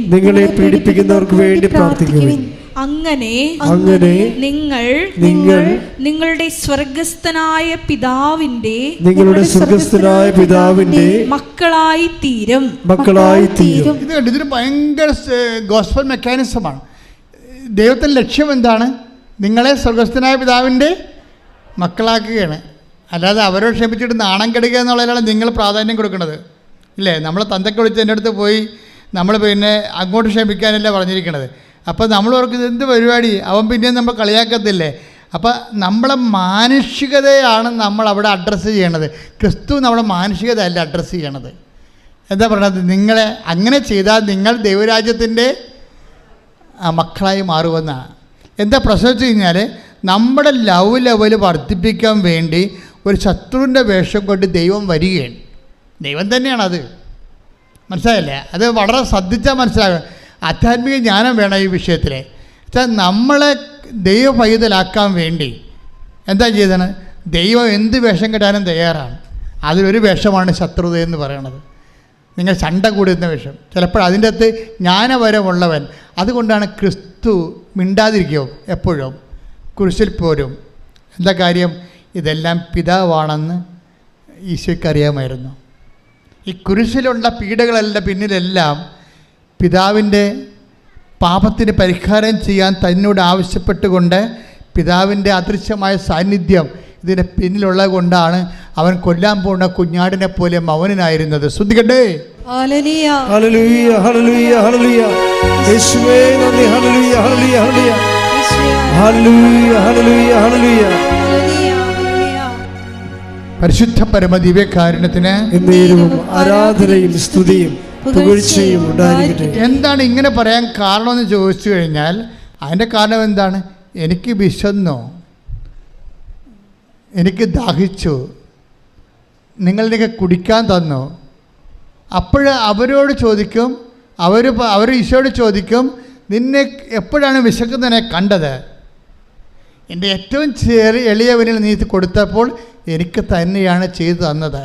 അപ്പോൾ ഈ ശത്രുവിനെ നമ്മൾ സ്നേഹിക്കുമ്പോൾ ഈ ശത്രുതയല്ല ഏറ്റവും കൂടുതൽ എന്നെ ഹർട്ട് ചെയ്യണത്. അപ്പോൾ അതിനെ അതിലംഘിച്ചുകൊണ്ട് ഞാൻ ദൈവസ്നേഹം കൊടുക്കുമ്പോൾ ഞാൻ ദൈവപൈതലായിട്ട് ഗ്രേഡറ്റ് ചെയ്യുകയാണ്. എന്താ കാര്യം? നിത്യത കണ്ടുകൊണ്ടാണ് വചനങ്ങളെല്ലാം കഠിനമാക്കി വെച്ചിരിക്കുന്നത്. നിത്യതയുടെ ഒരു വാട്ടർ മാർക്ക് എല്ലാ വചനങ്ങളിലും ഉണ്ട്, പ്രത്യേകിച്ച് കടുപ്പമുള്ള വചനങ്ങളിൽ. വെളിപാട് 22:11 അനീതി ചെയ്തിരുന്നവൻ പറഞ്ഞേ, അനീതി ചെയ്തിരുന്നവൻ ഇനിയും അനീതി ചെയ്തു കൊള്ളട്ടെ. കൈയടിച്ച് ചെയ്തു കൊള്ളട്ടെ. എങ്ങനെയുണ്ട് പരിപാടി? കേട്ടോ കേട്ടോ കേട്ടോ. ബൈബിള് തീരാൻ പോകുകയാണ്. ലാസ്റ്റ് വാക്കുകളാണ്. എന്താണ്? അനീതി ചെയ്തിരുന്നവൻ ഇനിയും അനീതി ചെയ്തു കൊള്ളട്ടെ. പാപക്കറ പുരണ്ടവൻ ഇനിയും അങ്ങനെ തന്നെ കഴിഞ്ഞുകൊള്ളട്ടെ. നീതിമാൻ ഇനിയും നീതി പ്രവർത്തിക്കട്ടെ. വിശുദ്ധൻ ഇനിയും വിശുദ്ധീകരിക്കപ്പെടട്ടെ. ലാസ്റ്റ് സമയത്തിൻ്റെ അവസാനം ആരെയും മാനസാന്തരയ്ക്ക് വിളിക്കാത്ത ലോകത്തിലെ ഒരേ ഒരു പുസ്തകമാണ് ബൈബിൾ. എന്താ കാര്യം വെച്ച് കഴിഞ്ഞാൽ കുറേ പേര് ബ്രാൻഡഡ് ആയിരിക്കുകയാണ്. അവൻ മാനസാന്തരപ്പെടാൻ ദൈവം ആഗ്രഹിക്കുന്നില്ല. കാര്യം അത് വരപ്രസാദമാണ്. മാനസാന്തരം ദൈവം നിങ്ങൾക്ക് നൽകുന്ന മനസ്സലിവാണ്. കഠിനമായ മനസ്സുള്ളവർ കഠിനമായിട്ട് തന്നെ പോകട്ടെ എന്ന് പറയും. കഠിനമല്ലാതെ മനസ്സലിവുള്ളവൻ മനസ്സലിവുള്ളവനായി നിൽക്കട്ടെ, ഇനി സമയമില്ലെന്ന് പറയും. എല്ലാ മനുഷ്യൻ്റെ മുന്നിൽ ഈ സമയമില്ലാത്തൊരു സമയം വന്നിട്ട് പറയും, don't repeat, don't contrite, don't have contrition, don't repent. എന്നെയും നിൻ്റെയും മുഖത്ത് നോക്കി ദൈവം എന്നെങ്കിലും ഇനി മാനസാന്തരപ്പെടണമെന്ന് പറഞ്ഞാൽ ഒരു തീരുമാനമാകും. അപ്പോഴേ ഇതൊരു സമയമാണ്. മാനസാന്തരം ഒരു സമയമാണ്. ഹൃദയത്തിൻ്റെ അലിവ് ഞാൻ എപ്പോഴും ഓർക്കുകയും ആ പുരോഹിതൻ ബൈബിളിൽ കഥ പറയുമ്പോൾ കർത്താവ് അതിൻ്റെ അകത്ത് ഞാൻ പറഞ്ഞില്ലേ, നിത്യതയുടെ വാട്ടർ മാർക്കിനെ വെക്കും. നിത്യതയുടെ ഒരു ജലമുദ്ര വെച്ചിട്ടാണ് ബൈബിൾ ചെയ്തിരിക്കുന്നത്. ഇപ്പോൾ ഓരോ കഥ പറയുമ്പോഴും അതിൻ്റെ അകത്ത് ഈ നിത്യതയുടെ വാട്ടർ മാർക്ക് കാണാം. എന്താ പറയണത്? ഒരു മനുഷ്യൻ ചോദിച്ചു, നിത്യജീവൻ പ്രാപിക്കാൻ ഞാൻ എന്ത് ചെയ്യണം? അപ്പോൾ ഈശോ പറഞ്ഞു, നിയമത്തിൽ എന്താണ് എഴുതിയിരിക്കണത്? അപ്പോൾ അവരെന്ത് പറയും?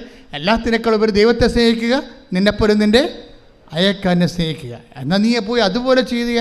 അപ്പം അവൻ ചോദിക്കും, തിരിച്ചു ചോദിക്കും, ആരാണ് എൻ്റെ അയൽക്കാരൻ? അപ്പോൾ ഈശോ പറയും, ഒരു മനുഷ്യൻ ജെറുസലേമിൽ നിന്ന് ജെറീക്കോയിലേക്ക് പോവുകയായിരുന്നു. കള്ളന്മാരുടെ കൈ അകപ്പെട്ടു. അവൻ്റെ വസ്തുവകൾ അടിച്ചു മാറ്റിയിട്ട് അവനെ മൃതപ്രായനായിട്ട് വഴി തള്ളി. ആ വഴിക്കൊരു ലെവയം പോയി, ആ വഴിക്കൊരു പുരോഹിതൻ പോയി. രണ്ട് കക്ഷികളും അൾത്താരയുമായിട്ട് ബന്ധപ്പെട്ട പാർട്ടിയാണ്. ലേവായനായാലും ശരി, അവരിൽ നിന്നാണ് പുരോഹിതനുണ്ടാകുന്നത്. അപ്പോൾ ഈ കർത്താവിനോട് അടുത്ത ശുശ്രൂഷ ചെയ്യുന്ന രണ്ട് കക്ഷികളെ ഈശോ കഥയിൽ കൊണ്ടുവരികയാണ്. എന്നിട്ട് കർത്താവുമായിട്ട് ഒരു അടുപ്പമില്ലാത്ത ഒരു സമറിയാക്കാരനെ കൊണ്ടുവരും. വ്യത്യാസം എന്താണെന്ന് ചോദിച്ചു കഴിഞ്ഞാൽ, ഈ രണ്ട് കക്ഷികളും എണ്ണയുമായിട്ട് കൈകാര്യം ചെയ്യുന്ന ആൾക്കാരാണ്. പുരോഹിതൻ എണ്ണയുമായിട്ട് കൈകാര്യം ചെയ്യുന്ന സദോക്ക് പുരോഹിതനാണ് സോളമനെ എണ്ണ ഒഴിച്ച് വാഴിച്ച ആളാണ്. പുരോഹിതന് എണ്ണ കൈകാര്യം ചെയ്യേണ്ട ആളാണ്. ലെവയ പുരോഹിതനും അൾത്താറ എണ്ണ കൈകാര്യം ചെയ്യുന്ന ആളാണ്. പക്ഷേ ഈ രണ്ട് കക്ഷികളുടെ എണ്ണയില്ല. ഇനി ദൈവവുമായിട്ട് ബന്ധമില്ലാത്തൊരു മനുഷ്യന് എണ്ണയും കൊണ്ട് വരുന്നുണ്ട്. അവൻ്റെ പേരെന്താണ്? സമറിയക്കാരൻ. അവനിവനെ കണ്ടു, അടുത്ത് ചെന്നു എന്ന് ബൈബിൾ എന്നിട്ട് പറയും. അവൻ്റെ മനസ്സലിഞ്ഞു വന്നു. ശ്രദ്ധിക്കട്ടെ. ഹല്ലേലൂയ, ഹല്ലേലൂയ, ഹല്ലേലൂയ, ഹല്ലേലൂയ, ഹല്ലേലൂയ. യേശുവേ ആരാധന. ലൂക്ക 10:33. എന്നാൽ ഒരു സമരിയാക്കാരൻ യാത്രാമധ്യേ അവൻ കിടന്ന സ്ഥലത്ത് വന്നു. അവനെ കണ്ട് മനസ്സലിഞ്ഞ് അടുത്തു ചെന്ന് എണ്ണയും വീഞ്ഞുമൊഴിച്ച് അവന്റെ മുറിവുകൾ വച്ചുകെട്ടി തന്റെ കഴുതയുടെ പുറത്ത് കയറ്റി ഒരു സത്രത്തിൽ കൊണ്ടുചെന്ന് പരിചരിച്ചു. എൻ്റെ മക്കളെ, ഉടമ്പടി എടുത്തുകൊണ്ട് നിങ്ങൾ രോഗികളെ കാണുന്നു, പക്ഷെ മനസ്സറിയാതെ കാണാൻ പറ്റും. മനസ്സിലായില്ല? ഈ ഉടമ്പടി എടുത്തുകൊണ്ട് നിങ്ങൾ രോഗികളെ കാണുന്നു, അതുപോലെ തന്നെ ഓർഫണേജിൽ പോകുന്നു, വൃദ്ധസദനത്തിൽ പോകുന്നു, അവിടെ ഉടുപ്പലക്കുന്നു. പക്ഷേ എങ്ങനെയെങ്കിലും ദൈവം ഒന്ന് പ്രസാദിച്ച് എനിക്ക് ആ PR ഒന്ന് കിട്ടിയാൽ മതി. അതാണ് വിഷയം. അതിനകത്ത് വരുന്ന വിഷയം ഇതാണ്. പക്ഷെ അതിന് വേണ്ട കണ്ടന്റ് എന്താണ്? ഈ മനസ്സലിവാണ്. പ്രാർത്ഥിക്കുക, കർത്താവേ എനിക്ക് ഉടമ്പടി പ്രകാരം ദൈവസ്നേഹത്തോടെ എല്ലാ ദീനക്കാരിലും അങ്ങേ കാണുമ്പോൾ മനസ്സലിയാൻ എന്നെ സഹായിക്കണം. മനസ്സലിവ് ആദ്യം ഉണ്ടായത് ആർക്കാണ്? ഈശോയ്ക്കാണ്. ജനത്തെക്കൂട്ടത്തെ കണ്ടപ്പോൾ അതിന് അനുകമ്പ തോന്നി. ശ്രദ്ധിക്കട്ടെ. ഹല്ലേലൂയ, ഹല്ലേലൂയ, ഹല്ലേലൂയ, ഹല്ലേലൂയ. യേശുവേ ആരാധന, ആരാധന, ആരാധന. യേശുവേ നന്ദി, മഹത്വം, മഹത്വം, മഹത്വം, മഹത്വം. ഹല്ലേലൂയ, ഹല്ലേലൂയ, ഹല്ലേലൂയ, ഹല്ലേലൂയ, ഹല്ലേലൂയ. യേശുവേ നന്ദി, ഹല്ലേലൂയ, ഹല്ലേലൂയ. 9:36. ജനക്കൂട്ടങ്ങളെ കണ്ടപ്പോൾ യേശുവിന് അവരുടെ മേൽ അനുകമ്പ തോന്നി. പിന്നെ പ്രശ്നം വെച്ച് കഴിഞ്ഞാൽ ഈ അനുകമ്പ, മനസ്സലിവ് ഒരു സൽപ്രവൃത്തിയെ ക്രിസ്തുവിൻ്റെ കൃപാപര പ്രവൃത്തിയാക്കി മാറ്റുന്നത് ക്രിസ്തുവിൻ്റെ മനസ്സിൻ്റെ നിലവാരം സ്വീകരിക്കുമ്പോഴാണ്. അപ്പോൾ മാത്രമേ താഴെ വരാൻ പറ്റത്തുള്ളൂ. മനസ്സിലായില്ലേ? ഒരു സൽപ്രവൃത്തിയെ കൃപാപര പ്രവൃത്തി ആക്കണത് അത് ചെയ്യുമ്പോൾ ക്രിസ്തുവിൻ്റെ മനസ്സിൻ്റെ നിലവാരത്തിലേക്ക് നമ്മുടെ മനസ്സ് നിലവാരപ്പെടുമ്പോഴാണ് ശരിക്കും. പതറിയണമെങ്കിലേ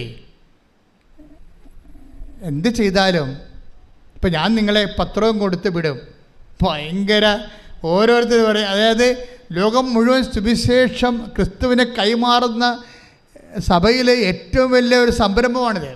ഇത് വെറുതെ കിട്ടിയൊന്നുമല്ല. 4 വയസ്സ് മുതൽ ഈ കക്ഷിയുടെ പുറകെ നടന്ന് കിട്ടിയതാ.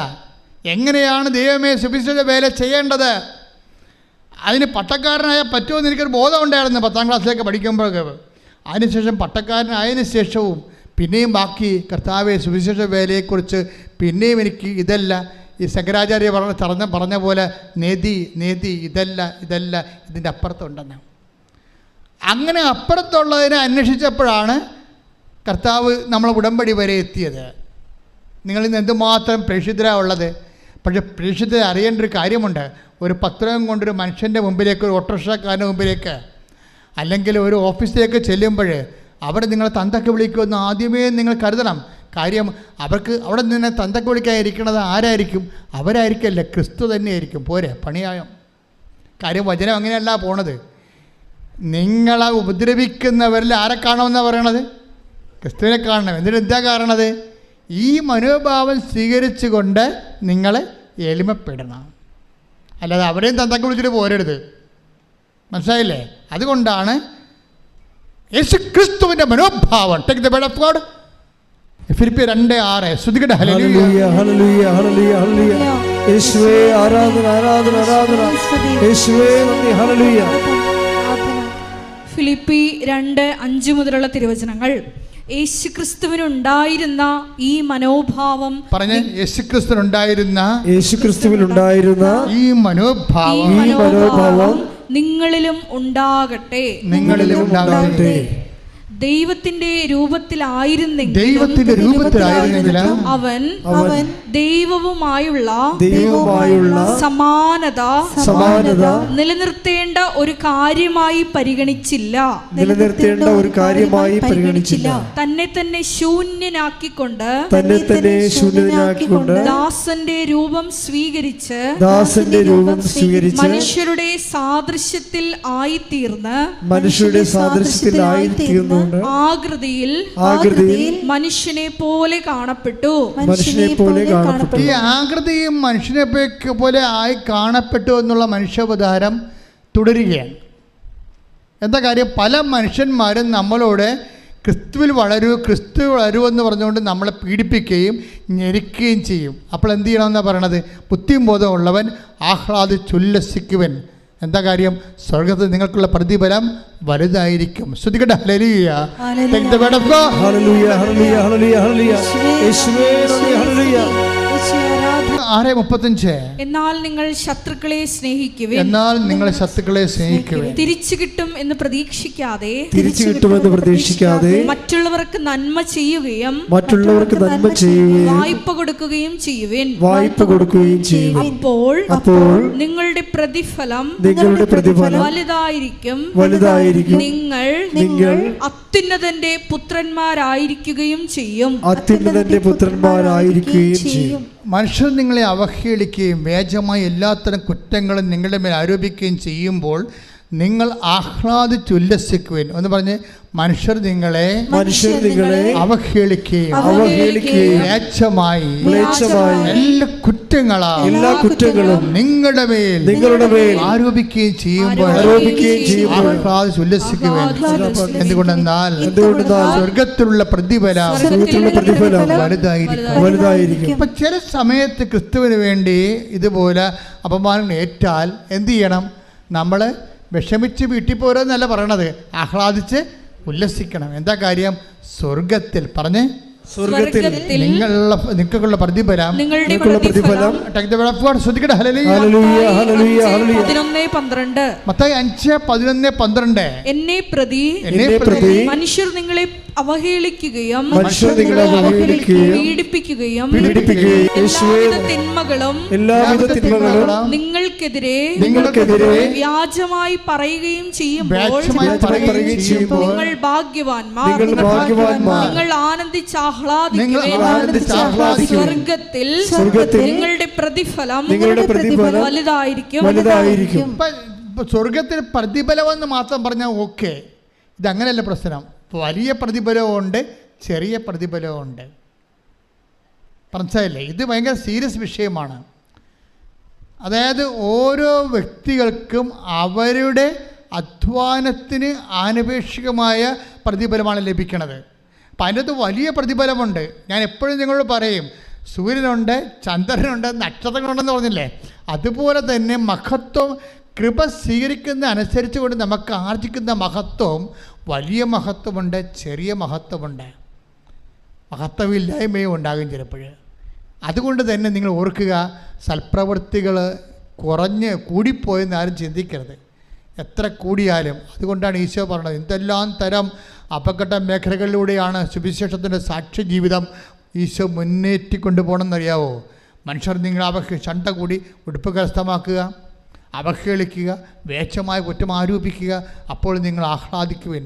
സത്യസന്ധമായ ദൈവത്തെ, സ്വർഗത്തെ കണ്ടവർക്ക് മാത്രമേ ഇതുപോലെ വ്യക്തമായിട്ട് മനുഷ്യരാശിയെ പ്രബോധിപ്പിക്കാൻ പറ്റത്തുള്ളൂ. അല്ലാത്തവർക്ക് വേദഘോരമായിട്ടുള്ള കുറേ സ്വപ്നങ്ങളെ കൊണ്ട് കൊടുത്ത് മാനുഷികമായിട്ട് മനുഷ്യനെ വഞ്ചിക്കുകയാണ് ചെയ്യണത്. സത്യസന്ധമായി ഈ ഭൂമിയിൽ നാം അനുഭവിക്കുന്ന എണ്ണീന് പറയുന്ന മാനസിക ശാരീരിക പീഡകൾ, when we receive it in the name of Jesus Christ, we are in our kingdom of God. നമ്മൾ ദൈവത്തിൻ്റെ ആലയത്തിലാണ്, അവൻ്റെ ദൈവരാജ്യത്തിലായിരിക്കും. അപ്പം ദൈവരാജ്യത്തിനെ പ്രതിയായിട്ട് നിങ്ങൾ കാഴ്ചവെക്കണം. എന്ത് വിഷയമുണ്ടായി? അതുകൊണ്ടാണ് നിങ്ങൾ പരമാവധി പോകണ്ട എന്ന് ഈശോ പറയണത്. ശണ്ട കൂടാൻ പോകണ്ട എന്ന് ഈശോ പറയണത്. ചിലയിടത്ത് തോറ്റു കൊടുക്കാൻ പറയും, ചിലത് തല്ലും കൊണ്ട് പോരാൻ പറയും. എന്താ കാര്യം? നമുക്കിനിയും പോകാൻ ഇടമുണ്ട്. അതുകൊണ്ടാണ്. പോകാനിടമില്ലാത്തവർ തല്ലും കൊണ്ട് പോരണ്ട, തിരിച്ച് തല്ലിട്ട് പോരാൻ പറയും. അവർക്ക് പോകാൻ ഇടമില്ല. ഈ ഭൂമി വെച്ച് അവരുടെ ജീവിതം അവസാനിക്കുകയാണ്, സെമിത്തേരി വെച്ച്. പക്ഷെ നീ അങ്ങനെയല്ല. നിനക്ക് വേണ്ടി മരിച്ചവൻ നിനക്ക് വേണ്ടി ഉയർത്തെഴുന്നേറ്റുകൊണ്ട് അവൻ വീണ്ടും വരുമെന്ന് പറയുന്നുണ്ട്. സമരക്കാരൻ പറയുന്ന കഥയിൽ ഒരു വാക്കുണ്ട്. എന്താണ് ആ വാക്ക്? ആ മനുഷ്യനെ കൊണ്ട് സത്യത്തിലാക്കിയിട്ട് പറയും, 2 ദിനാറ കൊടുത്തിട്ട് പറയും, എന്തെങ്കിലും കുറവുണ്ടാകും, എനിക്കറിയാം, ഇവന് എന്തെങ്കിലും കുറവുണ്ടായാൽ ഞാൻ തന്നെ അത് നികത്താതിരിക്കത്തില്ല. എപ്പോഴാണ്? ഞാൻ തിരിച്ചു വരുമെന്ന്. ആരാണ് തിരിച്ചു വരാൻ പോണത്? നിനക്ക് വേണ്ടി ക്രൂശിക്കപ്പെട്ടവൻ തിരിച്ചു വരുമെന്ന് അവൻ പറഞ്ഞിട്ടുണ്ട്. അതാണ് ക്രിസ്തു. കൈയടിച്ച് കർത്താവേ ഹല്ലേലൂയ.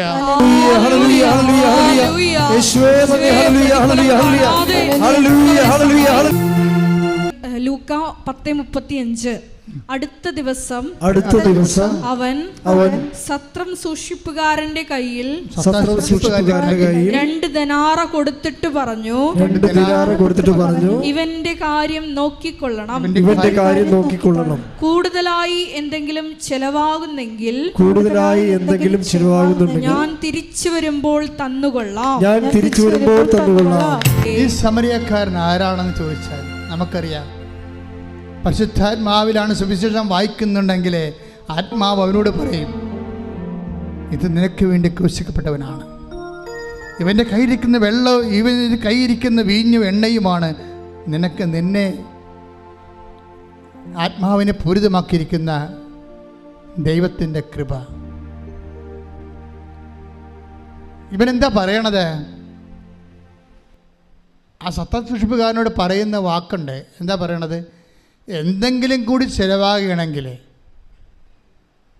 അതാരോട് പറയണതാ? ആരെല്ലാം കർത്താവിന് വേണ്ടി വേല ചെയ്യുന്നുവോ അവനോടെല്ലാം ദൈവം പറഞ്ഞ വാക്കാണ്. നിൻ്റെ സഹോദരന് വേണ്ടി, അമ്മയ്ക്ക് വേണ്ടി, അപ്പന് വേണ്ടി, അയൽവാസിക്ക് വേണ്ടി, നിൻ്റെ ശത്രുവിന് വേണ്ടി പോലും എന്തെങ്കിലും കൂടി നിൻ്റെ കയ്യിൽ ചിലവാകണമെങ്കിൽ എൻ്റെ ദൈവവേദനെ അത് സൗജന്യമല്ല. I will repay it. ഞാനത് തിരിച്ചു തരും. എപ്പോഴാണ്? ഞാൻ വരുമ്പോൾ വരണവരെ നീ കാത്തിരിക്കണം. കൈയടിച്ച് കർത്താവേ ഹല്ലേലൂയ.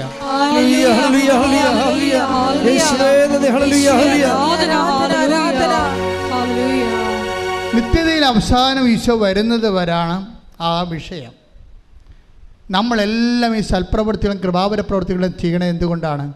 അവൻ മഹത്വരാജനായി വീണ്ടും വരുമ്പോൾ അവൻ്റെ കൂടെ അവൻ്റെ സൂര്യശോഭയിലേക്ക് പ്രവേശിച്ചുകൊണ്ട് മഹത്വത്തിൻ്റെ സ്വർഗീയ വിരുന്നിലെ സ്വർഗീയ ജെറുസലേമിലെ മണവാളിൻ്റെ കൂടെ സഭയാകുന്ന മണവാട്ടി നിത്യമായ ബാങ്കറ്റ് ആൻഡ് ഫീസ്റ്റിൻ്റെ സെലിബ്രേഷൻസിന് വേണ്ടി നമ്മൾ നമ്മുടെ ജീവിതത്തെ ഒരുക്കുകയാണ്. കൈയടിച്ച് കർത്താവേ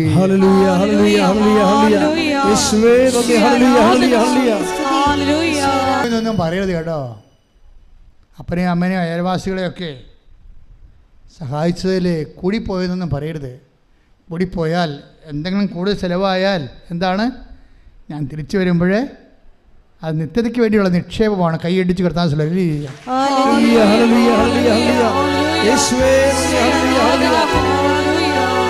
ഈ നമ്മൾ പറയുന്ന അയാൾ ആ മുറിവിലൊഴിച്ച എണ്ണയില്ലേ ആ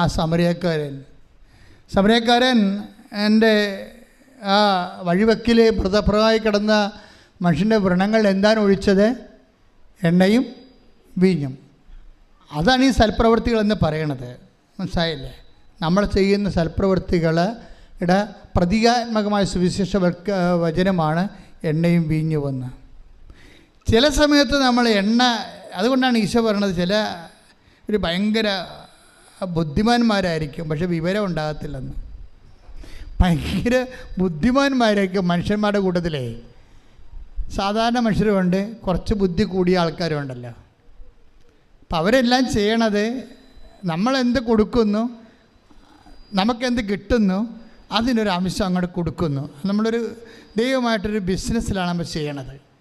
കാരണം നമ്മൾ പറയും അനിയത്തിയുണ്ട്, ചേട്ടത്തിയുണ്ട്, ചേട്ടനുണ്ട്, അവരൊക്കെ ഈ അമ്മ പറ്റത്തില്ലേ, പിന്നെ എനിക്ക് മാത്രം എൻ്റെ ബെഡ്ക്ക് എന്ത് മാത്രമുണ്ട് അമ്മ വന്ന് അത് കണക്ക് പറയില്ലേ. മിണ്ടാണ്ടിരിക്കാനാണ് എപ്പോഴും നല്ലത് കേട്ടോ. അപ്പോൾ ഉള്ളത് ചെയ്തതുപോലെ ഇല്ലാണ്ടാവും. നമ്മളുടനെ പറയത്തില്ലേ, ആശുപത്രി പോയി നിൽക്കുമ്പോൾ, അമ്മയുടെ കൂടെ ആശുപത്രി പോയി നിൽക്കുമ്പോൾ പറയത്തില്ലേ, ഞാൻ മാത്രമുള്ള അനിയത്തിയുണ്ട്, അവൾ വന്ന് നിൽക്കണില്ല, അവൾ ടീച്ചറാണ്, മൂർത്തി ചേടത്തിയുണ്ട്, അവിടെ കാനഡയിൽ പോയിരിക്കുകയാണ്, അവളിങ്ങനെ വരത്തിരിക്കുക, പിടിക്കത്ത് പോയില്ല, ഞാൻ മാത്രമാണ് എൻ്റെ പള്ളിക്കാണെല്ലാം കിടക്കണമെന്ന്. എൻ്റെ മക്കളെ, നിങ്ങൾ നിത്യതയിൽ നിനക്ക് ഓഹരി കിട്ടാൻ വേണ്ടി കർത്താവ് നിന്നെ പ്രത്യേകം തിരഞ്ഞെടുത്തിട്ട് നിനക്ക് ഈ വിഷയം ഏൽപ്പിച്ചേക്കുന്ന ആരാണ്? ക്രിസ്തുവാണെന്ന് കരുതാത്തോളം കാലം നിനക്കൊരിക്കലും കൃപയായി ജീവിക്കാൻ പറ്റത്തില്ല.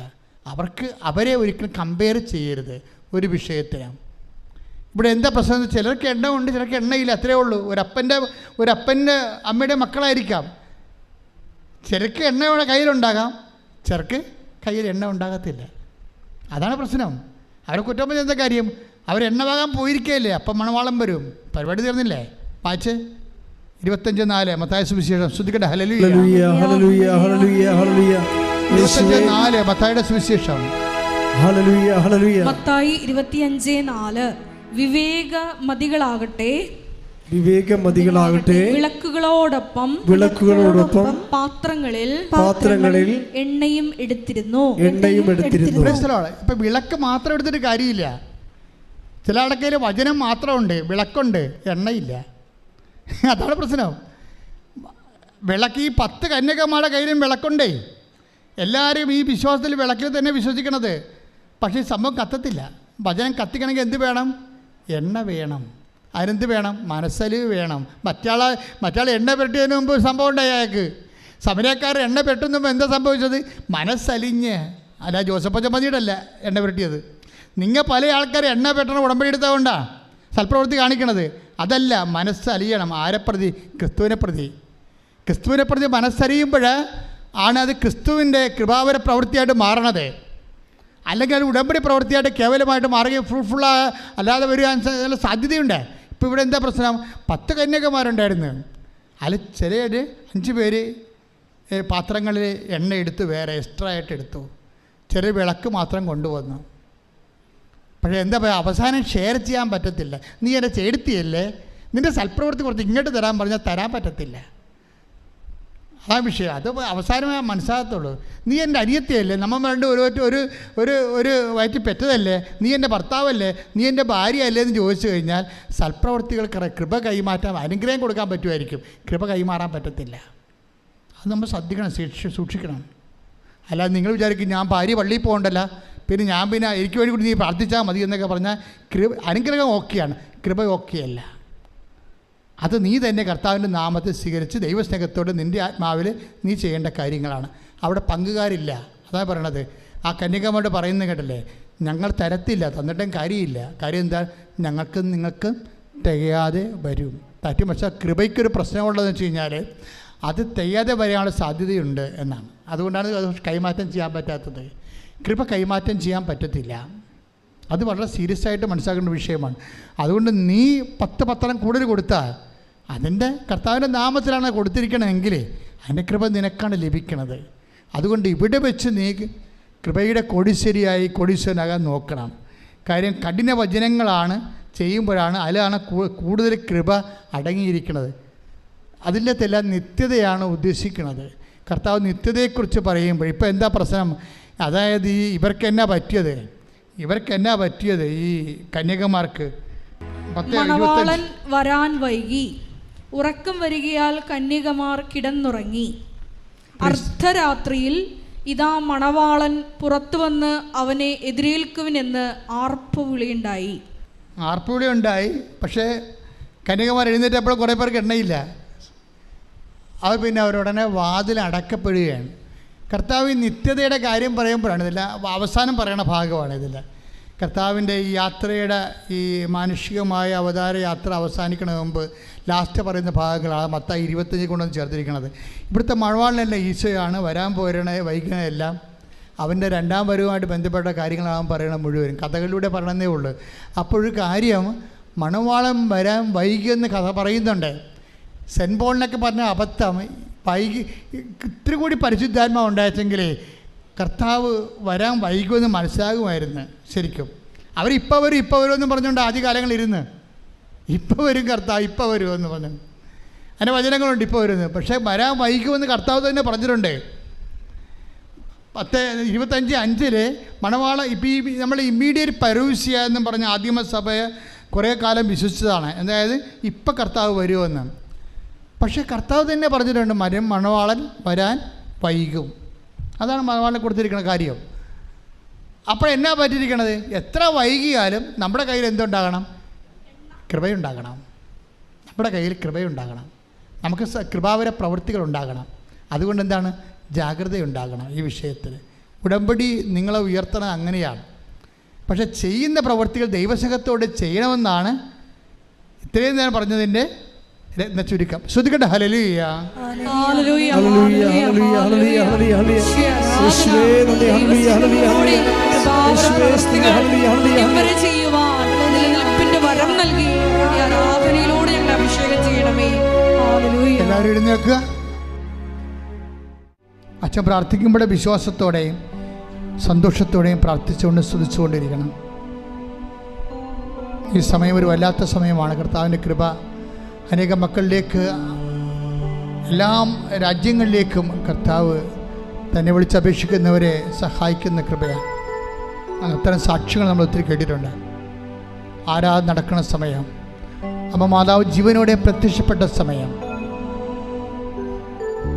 ദുരന്തം ഉണ്ടാകാൻ പോകുന്ന പ്രാർത്ഥിക്കണമെന്ന് പറഞ്ഞ സമയം, ജീവിത ദുരന്തങ്ങൾക്കെല്ലാം പ്രതിവിധി പ്രാർത്ഥനയാണെന്ന് നമ്മൾ പറഞ്ഞത് പരിശുദ്ധ അമ്മയാണ്. അമ്മ മാതാവിൻ്റെ പ്രത്യക്ഷീകരണത്തിൻ്റെ അടയാളമായിട്ടാണ് നമുക്ക് ഉടമ്പടി പ്രാർത്ഥന ദൈവം നൽകിയത്. അതാണ് നമ്മൾ ജീവിക്കുന്നത് ഇപ്പോഴേ. ഉടമ്പടി ഒരു പ്രവർത്തനം മാത്രമല്ല, ഒരു ജീവിതമാണ്. കർത്താവേ, നിൻ്റെ മക്കൾക്ക് വേണ്ടി ഞാൻ പ്രാർത്ഥിക്കണം. ഈശോ ശ്രദ്ധിക്കട്ടെ. ഹല്ലേലൂയ, ഹല്ലേലൂയ. കർത്താവേ, നിൻ്റെ മക്കൾക്ക് വേണ്ടി പ്രാർത്ഥിക്കുന്നു. കർത്താവേ,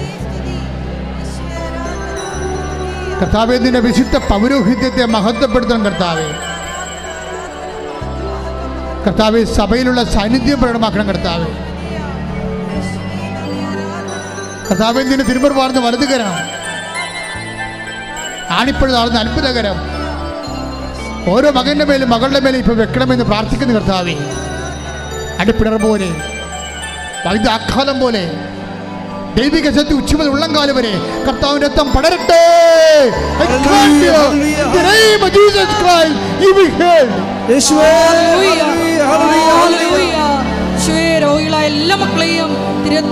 മക്കളെയും നാമം വിളിച്ചപേക്ഷിക്കുന്ന ഒരു മകനെ പോലും കർത്താവ് ഒഴിവാക്കത്തില്ല. നിങ്ങൾ ധൈര്യമായിട്ട് രോഗമുള്ള ഇടത്ത് കൈകൾ വെച്ചുകൊണ്ട് പ്രാർത്ഥിക്കട്ടെ. സ്തുതിക്കട്ടെ, സ്തുതിക്കട്ടെ, സ്തുതിക്കട്ടെ. കർത്താവിൻ്റെ ഉന്നതമായ നാമത്തില്, സഭയുടെ അധികാരത്തില്, കുരിശിൻ്റെ അടയാളത്തിൽ, ദൈവത്തിൻ്റെ ശക്തിയാൽ, ഈ അൾത്താറയിൽ നടന്ന 10,000-കണക്കിന് ആരാധന ശക്തിയാൽ മാരക രോഗങ്ങൾ, തീരവേദികൾ, ജീവിത ദുരിതങ്ങൾ എൻ്റെ കർത്താവിൻ്റെ ഉന്നതമായ നാമത്തിൽ മാറിപ്പോകട്ടെ. കർത്താവേ, നിന്റെ ശക്തി ഒഴുക്കണമേ. കർത്താവേ, നിന്റെ രക്തം ഒഴുക്കണമേ. കർത്താവേ, കണ്ണീരോടെ പ്രാർത്ഥിക്കുന്ന കർത്താവേ, എല്ലാ പേശികളിലും, കോശങ്ങളിലും, അസ്ഥികളിലും, സന്ധികളിലും വാതരോഗങ്ങൾ, പിസ്തുല രോഗങ്ങൾ, പിസ്വ രോഗങ്ങൾ, ഹൃദയരോഗങ്ങൾ, കരരോഗങ്ങൾ, കിഡ്നി രോഗങ്ങൾ, തൈറോയ്ഡ് രോഗങ്ങൾ, ബ്രെയിൻ്റെ അസുഖങ്ങൾ യേശു ക്രിസ്തുവിൻ്റെ നാമത്തിൽ, മാരക രോഗങ്ങൾ, ത്വക്ക് രോഗങ്ങൾ യേശുവിന്റെ നാമത്തിൽ, യേശുവിന്റെ നാമത്തിൽ മാറിപ്പോകട്ടെ. ശ്രുതിക്കട്ടെ. ഹല്ലേലൂയ, ഹല്ലേലൂയ, ഹല്ലേലൂയ, ഹല്ലേലൂയ. യേശുവേ ഹല്ലേലൂയ, ഹല്ലേലൂയ, ഹല്ലേലൂയ, ഹല്ലേലൂയ. ദിവ്യകാരുണ്യത്തിന് സ്വരത്തിലെ പരിശുദ്ധ പരമ ദിവ്യകാരുണ്യത്തിന് ആരാധനയും സ്തുതിയും പുകഴ്ചയും ഉണ്ടായിരിക്കട്ടെ. പരമ ദിവ്യകാരുണ്യത്തിന് ആരാധനയും സ്തുതിയും പുകഴ്ചയും ഉണ്ടായിരിക്കട്ടെ. അടിപ്പിണറിൻ്റെ സൗഖ്യത്തിൻ്റെ സമയമാണിത്. ദൈവികമായ കൃപ നമ്മളിലെ ഓളം വെട്ടുന്ന സമയമാണിത്. കർത്താവ് ഒരു മനുഷ്യനെ പോലും കണ്ണീരോടെ വരും കൈയോടെ പറഞ്ഞു വിടത്തില്ല. അവർ കണ്ണുനീരോടെയാണ് വരുന്നത്. ഞാനവരെ ആശ്വസിപ്പിച്ച് പറഞ്ഞേക്കുമെന്ന് പറഞ്ഞത് ദൈവത്തിൻ്റെ വചനമാണെങ്കിൽ ആകാശം മാറിയാലും ഭൂമി മാറിയാലും മാറാത്ത വചനം ഇപ്പോൾ നിന്നെ ആശ്വസിപ്പിക്കുന്ന സമയമാണ്. ശ്രദ്ധിക്കട്ടെ. കൊണ്ട് കർത്താവിനെ തന്നെ നോക്കിക്കൊണ്ട് പ്രാർത്ഥിക്കാം.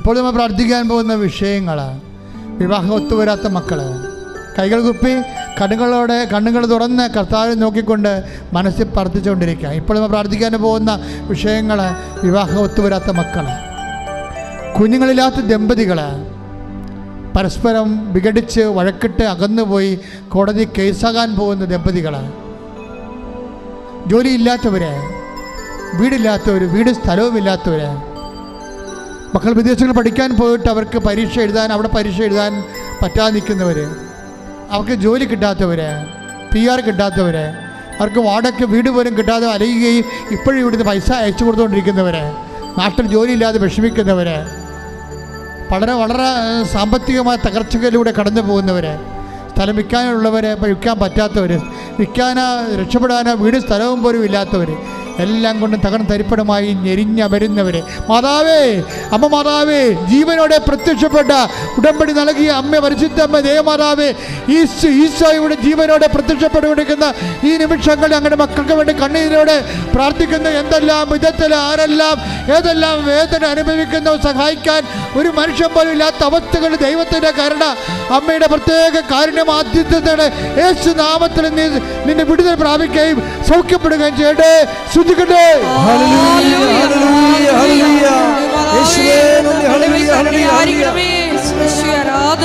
നിൽക്കുക. മൗനപ്രാർത്ഥനയുടെ സമയമാണ്. അച്ഛൻ വിട്ടുപോയ വിഷയങ്ങൾ, എൻ്റെ മക്കൾ സ്വകാര്യ കാര്യങ്ങൾ കണ്ണീരുടെ മാതാവിൻ്റെ മധ്യശീശയ്ക്ക് സമർപ്പിക്കുക. ഓൺലൈനിലുള്ളവർ ഇപ്പോഴത് തന്നെയാണ് പ്രാർത്ഥിക്കേണ്ടത്.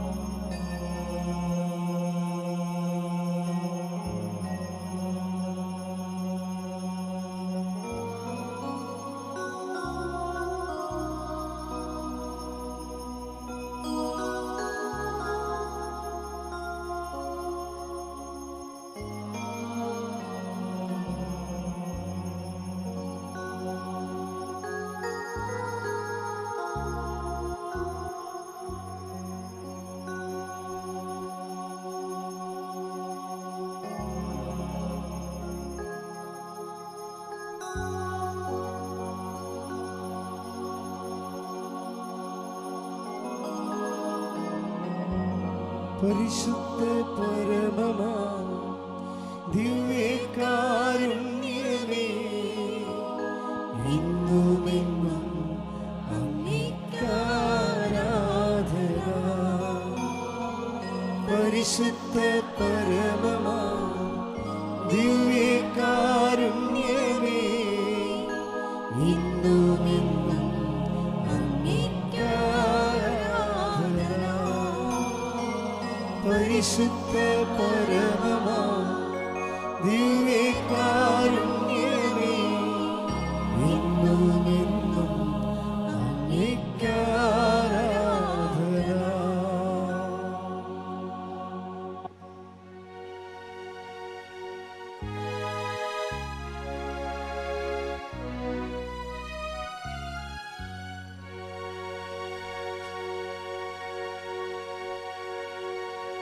ആവേ ആവേ